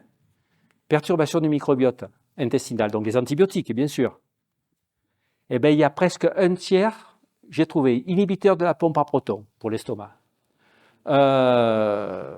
J'ai plus tous en tête. Enfin, il y a toute une liste de médicaments qui perturbent le microbiote. Donc, la reconstitution du microbiote intestinal, c'est peut-être pas qu'avec les antibiotiques. Ça commence, mais regardez si ça a un impact ce que vous donnez pour éventuellement donner des probiotiques adaptés. Parce que le microbiote, c'est capital pour les maladies auto-immunes, c'est une vraie barrière contre les attaques infectieuses ou auto-immunes, etc. La suivante. Et donc, on est tous exposés à quantité de produits. La suivante. Mais votre exposome, c'est aussi vos facteurs socio-économiques, vos facteurs d'éducation, vos habitudes à vous. Moi, je bois une bière, je suis bourré. Je détoxifie mal. Marc, je l'ai vu, il a bu 4 bières, il ne bronche pas. On n'est pas pareil. On n'est pas pareil. On a un polymorphisme différent. Qui plus est, avec les facteurs extérieurs, nos gènes vont s'exprimer plus ou moins. Donc là, je vous en ai parlé, c'est le cadmium, ça me hérisse, mais l'arsenic dans l'eau. Regardez ce que dit Santé publique France. On est tous contaminés à 100%, vous voyez, cadmium 100%, arsenic 100%. Eau embouteillée pour enfants. Qu'est-ce que c'est ça? Donc j'appelle Evian. Bonjour, je fais une enquête. Nous avons 2 microgrammes par litre d'arsenic à Evian naturel, quoi. Hein. C'est la zone géologique. La norme est à 10. Tout le monde est dans la norme. Hein. Elle me dit, mais Volvic, c'est 4. Alors moi, je bois de l'eau Mont Blanc, mais je ne sais pas combien. C'est pas étiqueté. Donc c'est un produit cancérigène. Évidemment, c'est une petite dose. Il n'est pas perturbateur endocrinien, celui-là. Hein. Perturbateur endocrinien, même à toute petite dose, il peut être aussi toxique qu'à forte dose. Hein. Donc j'ai proposé au gouvernement, sur l'étiquette, puisqu'il y a marqué nitrate, sulfate, c'est dans la norme, de mettre aussi arsenic. Aux pauvres. Vous imaginez les conséquences en termes de publicité. Donc je vous conseille, comme pour les poissons, vous savez que les poissons, on rejoint le problème des retardateurs, des perfluorés. Ils sont contaminés en PCB, c'est l'expiralène qu'il y avait dans les transformateurs, polluant qui persiste, qu'on a tous dans nos graisses, tous ici. Et bien donc de diversifier vos eaux minérales, ou alors de prendre votre téléphone et de demander combien vous avez d'arsenic dans votre eau minérale. Donc je vous rappelle que pour les poissons, ici, bon, évidemment, il y a les truites, on évite les gros poissons, on évite l'espadon, on évite le thon, pas souvent. On préfère les petits poissons parce que du coup, ils ont moins accumulé dans leur graisse, ils sont moins en fin de chaîne, ces fameux PCB qui sont cancérigènes, qui favorisent les métastases, qui baissent l'immunité, enfin bon, qui perturbent la thyroïde. Donc mangez des sardines. C'est du macro, mais petit macrogène. Alors, sur les eaux de robinet, tu peux aller voir, tu vas sur site qualité de l'eau gouvernement, et tu vois, tu peux aller sur ton village, ou ta ville. Et là, tu as toute une liste, tous les mois, il y a une liste, surtout bactériologique, mais au moins une fois par an, tu as arsenic, tu as pesticides, etc. Et tu peux savoir si tu as des... En général, il y en a beaucoup moins, hein, sauf dans les zones où, naturellement, il peut y en avoir. Pour vous parler de cette alimentation, je fais une échographie d'une femme qui a un cancer du sein, qui est en chimio, parce que les chimios peuvent être toxiques pour le cœur. Je lui ai dit, qu'est-ce que vous mangez? Une cardiologue qui me demande ça, me dit, je mange du thon 2 fois par semaine. Le thon, c'est de la fin de chaîne, pas autant que l'espadon, c'est riche en PCB, donc œstrogénique, cancérigène. C'est toute une famille, hein, les PCB. Polychlorobiphénite, ça s'appelle. Je dis, je ne peux pas vous promettre que vous n'allez pas faire de récidive, hein, je ne peux rien vous promettre, mais c'est plus cohérent que vous mangez plutôt des sardines ou du maquereau, parce que vous s'intoxiquerez moins avec ce produit. Voilà, un truc simple. Maintenant, je ne sais pas si ça lui a permis d'aller plus loin, hein, mais c'est cohérent. parce qu'ils sont œstrogéniques. Tout ce qui nourrit estrogénique va nourrir le cancer, notamment du sein. Bon. Alors ça, c'est pour les anciens, le mercure. Dans vos plombages, c'est pas du mercure, c'est du plomb. Non, pardon, c'est pas du plomb, c'est du mercure. Donc si Monique, tu es pleine de plombage à l'ancienne, si tu manges des coquillages tous les jours, le mercure est œstrogénique et toxique aussi pour le cerveau. Donc moi je vous conseille, donc j'ai vu une collègue toujours à une formation, elle me dit, ouais, ma mère est Alzheimer, je suis Alzheimer. J'ai dit, ouvre la bouche. Elle était confie de... J'ai dit, fais-les-toi enlever. Alors il faut les enlever avec précaution parce qu'il y a des dégagements de mercure, le dentiste doit avoir une aspiration spéciale. Alors il se trouve que dans les céramiques comme il y a la place, il peut y avoir des biphénols qui sont eux perturbateurs. Ouais, c'est compliqué. La solution en fait, c'est l'or. Il y a 30 ans, mon copain dentiste, il m'a vu, tu as vu ta bouche? Il m'a tout enlevé, il m'a mis de l'or. Ça n'a pas bougé en 30 ans. Si, juste la dentiste que j'ai vue la dernière fois, elle me l'a enlevé, elle m'a pas rendu l'or. J'ai dit, putain, vous êtes gonflés. En plus, ben, je vous promets, l'or, c'est extraordinaire. Hein. Mais bon. Bon, vous voyez, on est tous contaminés. Le cuivre, dans le bio, il y a le cuivre, mais on utilise le beau, c'est la bouillie bordelaise. Il est toxique pour le foie. Donc, voilà. Mais il est utilisé aussi dans l'agriculture conventionnelle. Et vous avez vu qu'en la conventionnelle, il y a des pesticides, il y a du cadmium. Et il vaut mieux manger bio, je vous le dis. La suivante. Même si vous en trouverez sûrement un peu dans vos urines, malgré tout. Donc, on est contaminé à tout. Il y a ceux qui s'éliminent tout de suite. Et c'est ça qui est extraordinaire. Les biphénols, les plastiques. Les biphénols, c'est les boîtes de conserve et les canettes. Prenez des boîtes de conserve en verre et des canettes en verre. Pas des boîtes de conserve classiques. Les phtalates, c'est tout ce qui est plastique. Ça s'élimine, c'est élimination en 24 heures. Ça veut dire qu'on est contaminé à 100%. Donc, tous les jours, on en bouffe. Tous les jours. En se disant, putain, moi, je fais bien pourtant. Tous les jours. Et ceux qui persistent, l'un dans les graisses, les retardateurs bromés, c'est pour ça que si vous mangez charcuterie tous les jours, vous risquez d'en avoir beaucoup, etc. Tout ce qui est gras, et les perfluorés, surtout par l'eau, notamment. La suivante. Donc les perturbateurs endocriniens, je vous l'ai dit, c'est pas comme l'arsenic où plus vous en prenez, plus vous allez être malade. Il y a la durée d'exposition qui joue. Je suis un homme, une femme. Je ne suis pas comme Marc, je détoxifie moins. Les courbes non monotones, ça veut dire qu'à petite dose, la réaction peut être aussi forte qu'à forte dose, parce qu'en fait, il faut très peu de leurre, c'est un leurre si vous voulez, il faut très peu d'hormones pour déclencher une réponse. Et deuxièmement, la réponse n'est pas proportionnelle à la quantité d'hormones qui arrive. Donc même une toute petite quantité de fausses hormones peut déclencher une réponse importante. Et après, éventuellement, les récepteurs sont saturés, donc même si la dose augmente, ben, il n'y aura pas plus de réponse, parfois moins. Bon. L'effet cocktail, vous avez vu, on est un cocktail de produits chimiques, hein. C'est prodigieux, hein. La vie est prodigieuse, mais ça aussi qu'on résiste aussi bien, c'est prodigieux. Et les périodes de susceptibilité, la femme enceinte notamment, parce que ça conditionne le devenir du petit à long terme. La suivante. Tu ne veux pas avoir d'enfant là en ce moment, Marc? C'est bon? Trop tard? Bon. Et donc, c'est l'origine développementale des maladies. Tout ce qui se passe pendant la grossesse conditionne le futur. Par exemple, aux États-Unis, les femmes qui étaient exposées au DDT, vous savez, ce pesticide qui était très utilisé, donc ils ont dosé le DDT chez ces femmes enceintes. Et ils ont vu que celles qui étaient les plus exposées, qui avaient les taux les plus forts, chez leurs filles, 40 ans après, il y avait 2 fois plus de risque de cancer du sein. Incroyable. Hein. On a le même problème, on a eu la même question avec le distilbène, qui était une hormone pour éviter les fausses couches, il y a certains peut-être connus, qui provoque des effets dans la descendance, la première génération et la deuxième génération. Le DDT, c'est que la première génération, la suivante. Et donc, on peut, voilà, donc heureusement j'ai mis maladie auto-immune en bas, les troubles de fertilité, hein, vous avez vu que c'est un problème, là c'est pareil, tout le monde s'en fout.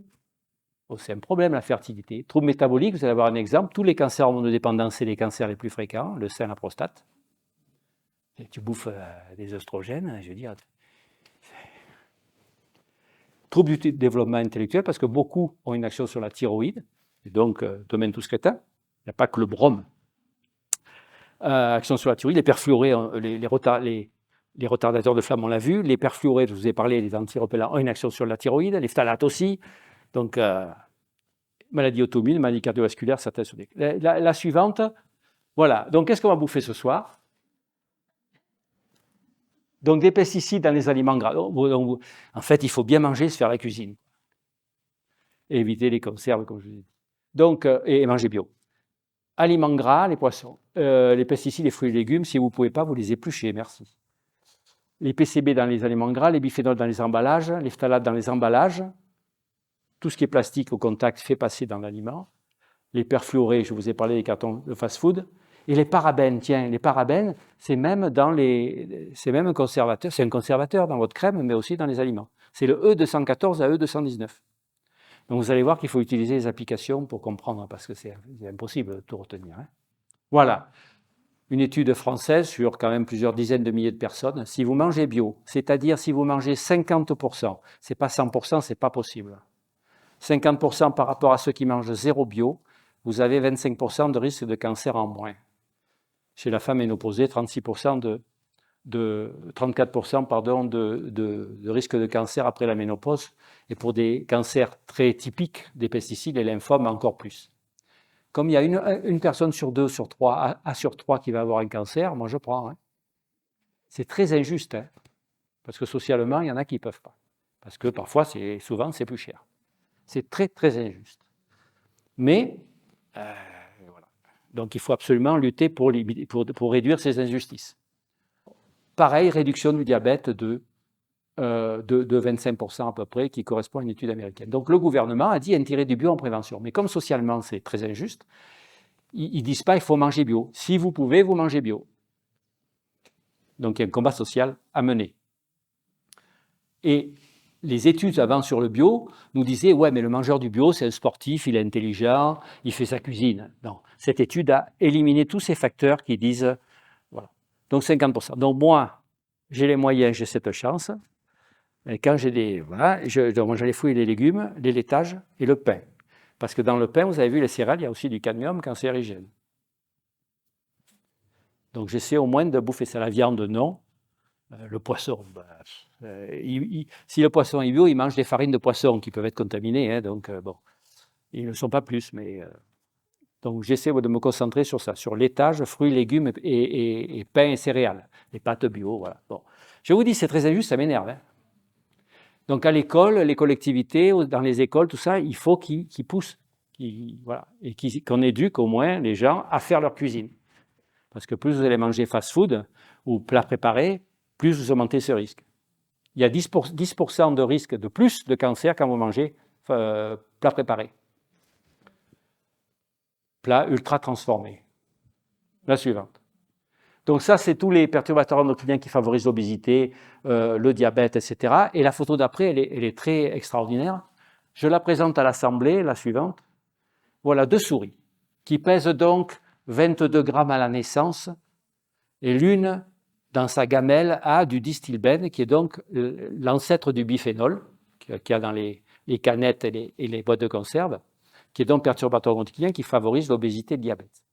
Eh bien donc, la souris à 4 mois, qui a dans sa gamelle du distilbène, cousin du biphénol, devient obèse.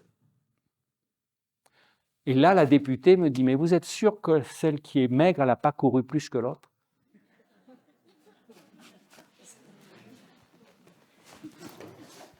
Mais c'est vrai, hein? Eh bien non. Et donc, quand vous voyez quelqu'un d'obèse, bien sûr, il faut lui dire de bien manger. Mais peut-être que pendant la grossesse, il était exposé à ce type de produit.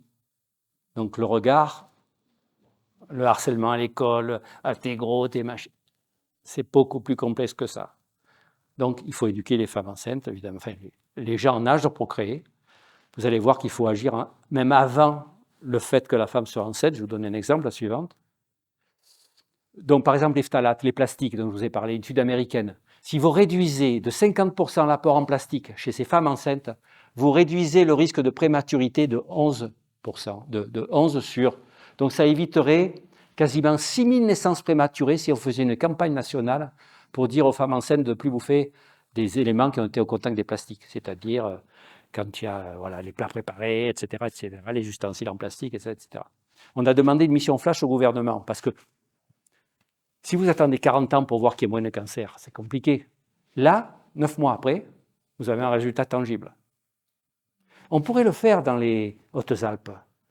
Toutes les femmes enceinte, et on voit s'il y a une baisse de la naissance prématurée 9 mois après, avec une vraie campagne de communication. La suivante. Donc c'est un rare des éléments où tout de suite on peut avoir un résultat. Sinon, je vous dis, là, Tomentus Crétin, 1800 femmes suédoises avec leurs bébés qui sont très contaminés au perfluoré, on en a parlé, là, les antirépellants, les biphénols et les plastiques. Et bien donc, à 30 mois, celles qui étaient les plus contaminées, leurs enfants avaient 3 fois plus de risque de retard de langage. Bon, la suivante. Pour les cancers, il faut attendre 30 ans. Donc, sur les troubles cognitifs, sur la prématurité, on le voit plus vite. Sinon, diabète, tout ça, il faut attendre plus longtemps. Et donc, ça, c'est pour dire que même les garçons, ceux qui apportent le sperme, il faut les éduquer. C'est des rats. Et ce n'est pas la femelle la femelle n'avait pas de phtalate de plastique. C'est le papa qui a été contaminé au plastique. Et bien donc, ça entraîne une modification de l'ADN de son sperme qui va favoriser l'émergence de gènes chez sa progéniture, qui va favoriser la résistance à l'insuline. C'est le premier pas pour devenir diabétique. Donc, ce n'est pas seulement la femelle pendant la grossesse, c'est le mâle avant la grossesse qu'il faut éduquer. Donc, nous, on est pour la préconception. Tous les gens, dès le plus jeune âge et les gens en âge de procréer, doivent être éduqués à limiter leur exposition à ce type de produit. Et même sur la deuxième génération, par l'expression des gènes modifiés par l'ADN, l'ARN du spermatozoïde. Est-ce que vous vous rendez compte? Nous, on a des enfants en bon état parce que les vieux comme nous. Parce qu'on avait moins de plastique à l'époque. Allez, la suivante. Ah, bon, alors je passe vite les cosmétiques parce que ce n'est pas mon truc. Hein. Bon, alors un test, la suivante. Alors donc ça a été montré au DU à l'hôpital Nord en maternité sur les produits cosmétiques. Donc il y a des prix, vous voyez, il y a des grandes marques, Nux, machin, la suivante.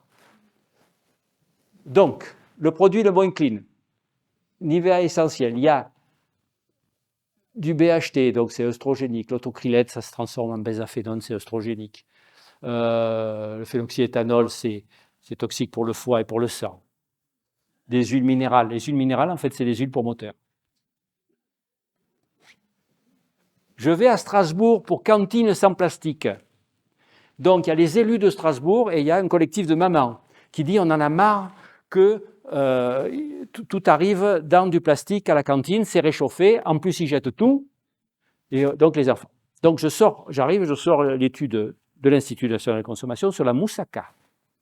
La moussaka dans ses contenants en polypropylène, le 5 là, le Tupperware. Hein. Donc il y a écrit transfert à froid dans la moussaka d'huile minérale qui est augmentée à chaud, parce que plus vous chauffez, plus ça passe. Et donc, huile minérale, premier producteur d'huile minérale, Total, Exxon Valdez, c'est du lubrifiant pour moteur. Donc, l'élu à la santé me dit, mais est-ce que vous avez prouvé qu'un peu d'huile pour moteur, c'est toxique pour les enfants s'ils en prennent un peu tous les jours? Je dis, il n'y a pas d'étude possible. C'est pas possible. Hein. Strasbourg a arrêté le plastique, a remis de l'inox, qui pose des problèmes de maintenance, parce que l'agent, il faut qu'il soulève, c'est plus lourd, il faut qu'il fasse la vaisselle. Ils avaient supprimé dans les écoles les points d'eau, les bacs de vaisselle. Donc ça a pris 3 ans, et d'autres villes, maintenant s'y sont mis, des grandes villes, pour arrêter ce gaspillage de plastique et le transfert de ces huiles minérales. En plus, il y avait le moche, ça s'appelle moche et poche, bon. Une est cancérigène d'ailleurs, bon. Et ils ont arrêté. Voilà, une décision politique qui fait que nos enfants sont moins intoxiqués, même si en effet un peu d'huile. Alors, je vais y faire le test. Vous avez des petits-fils, Monique? Une petite fille, donc je vais prendre ma goutte d'huile pour moteur tous les jours. Elle ne va pas être contente. Hein. Bon, c'est pour revenir à nos cosmétiques. Vous voyez, c'est imbuvable, hein, la suivante. Donc, ce n'est pas parce que c'est une grande marque que c'est bon. Hein. Celui-là aussi, il a plein de choses. Passons. Voilà, celui-là, il est phénoxyéthanol. Alors, normalement, dans les lingettes, il y en a, c'est un conservateur. C'est interdit pour les enfants, pour le siège de moins de 3 ans, parce que c'est une grande surface. Voilà. Donc les lingettes, la suivante. Et à droite, vous avez les allergènes. Et le mieux c'est celui-là, même s'il a quelques allergènes qui donnent le bon goût de citron, le limonène et le citronnélol. Bon, enfin, voilà. La suivante. Alors, comme il y avait une question sur le sable magique, je me suis mis à faire du sable magique. Il faut 7 mesures de farine et 1 mesure d'huile d'olive.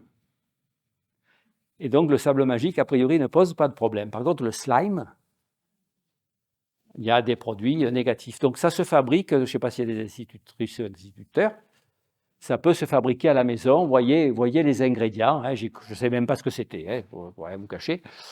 Il ne faut pas, je m'excuse, j'ai mis une déglutition et se laver les mains, évidemment. Et les craies, il y a des enfants qui mangent les craies. Donc, a priori, ce n'est pas toxique. Et donc, pour mettre la couleur dans le sable magique. Donc, ça m'a paru bien. Après, vous le mettez dans une boîte pour pas qu'il se sèche. Voilà. Mais le slime... Mais comme je suis papé, il faut que je m'en occupe. Hein. Et oui, la suivante. Donc, les ressources. Vous avez compris, les cosmétiques, ce qu'il y a dans la bouffe, dans les produits, vous ne pouvez pas vous en sortir. Donc, vous prenez les applications. La suivante. Sur les produits ménagers, donc ça, en bas à droite, bio, AB, c'est les labels officiels bio. Il y en a d'autres qui ne sont pas officiels. Déméter, Nature et Progrès, Bioéquitable. Bon, mais les 2 officiels, c'est les 2 verts. Pour les produits ménagers, si vous ne voulez pas prendre du bicarbonate ou du vinaigre, prenez au moins un produit écolabellisé.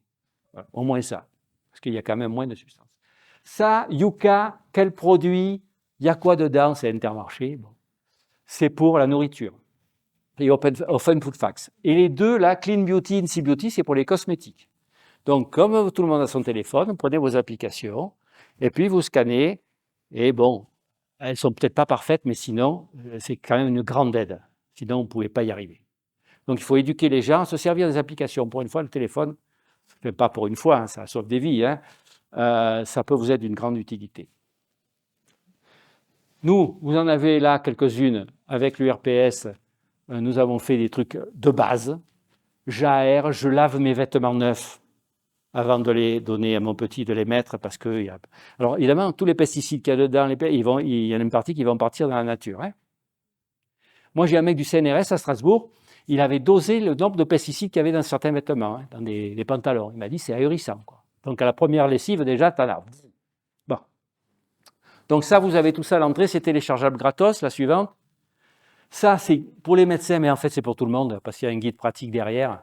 Donc, vous pouvez vous l'accaparer, vous comprendrez. L'application Bulle 1000 jours, on l'a fait avec l'URPS infirmière et l'URPS médecin, évidemment, où il y a un questionnaire environnemental. On est en discussion, tu ne le sais pas, avec le président et le CHU de Nice pour faire une application d'exposition, d'ExpoScore, pour que les gens puissent savoir tout de suite s'ils sont trop imprégnés par des éléments toxiques à l'extérieur. Ça s'appellera l'ExpoScore. Ce n'est pas le Nutri-Score, c'est l'ExpoScore. L'ExpoScore. Ouais, c'est pas très bon. Ouais. Et il y a des MOOC, et ça, c'est nos magnifiques. Donc, ce n'est pas mon petit-fils, mais il ressemble beaucoup. C'est fait par des gens très sérieux. Mais je crois que, sous vos applaudissements,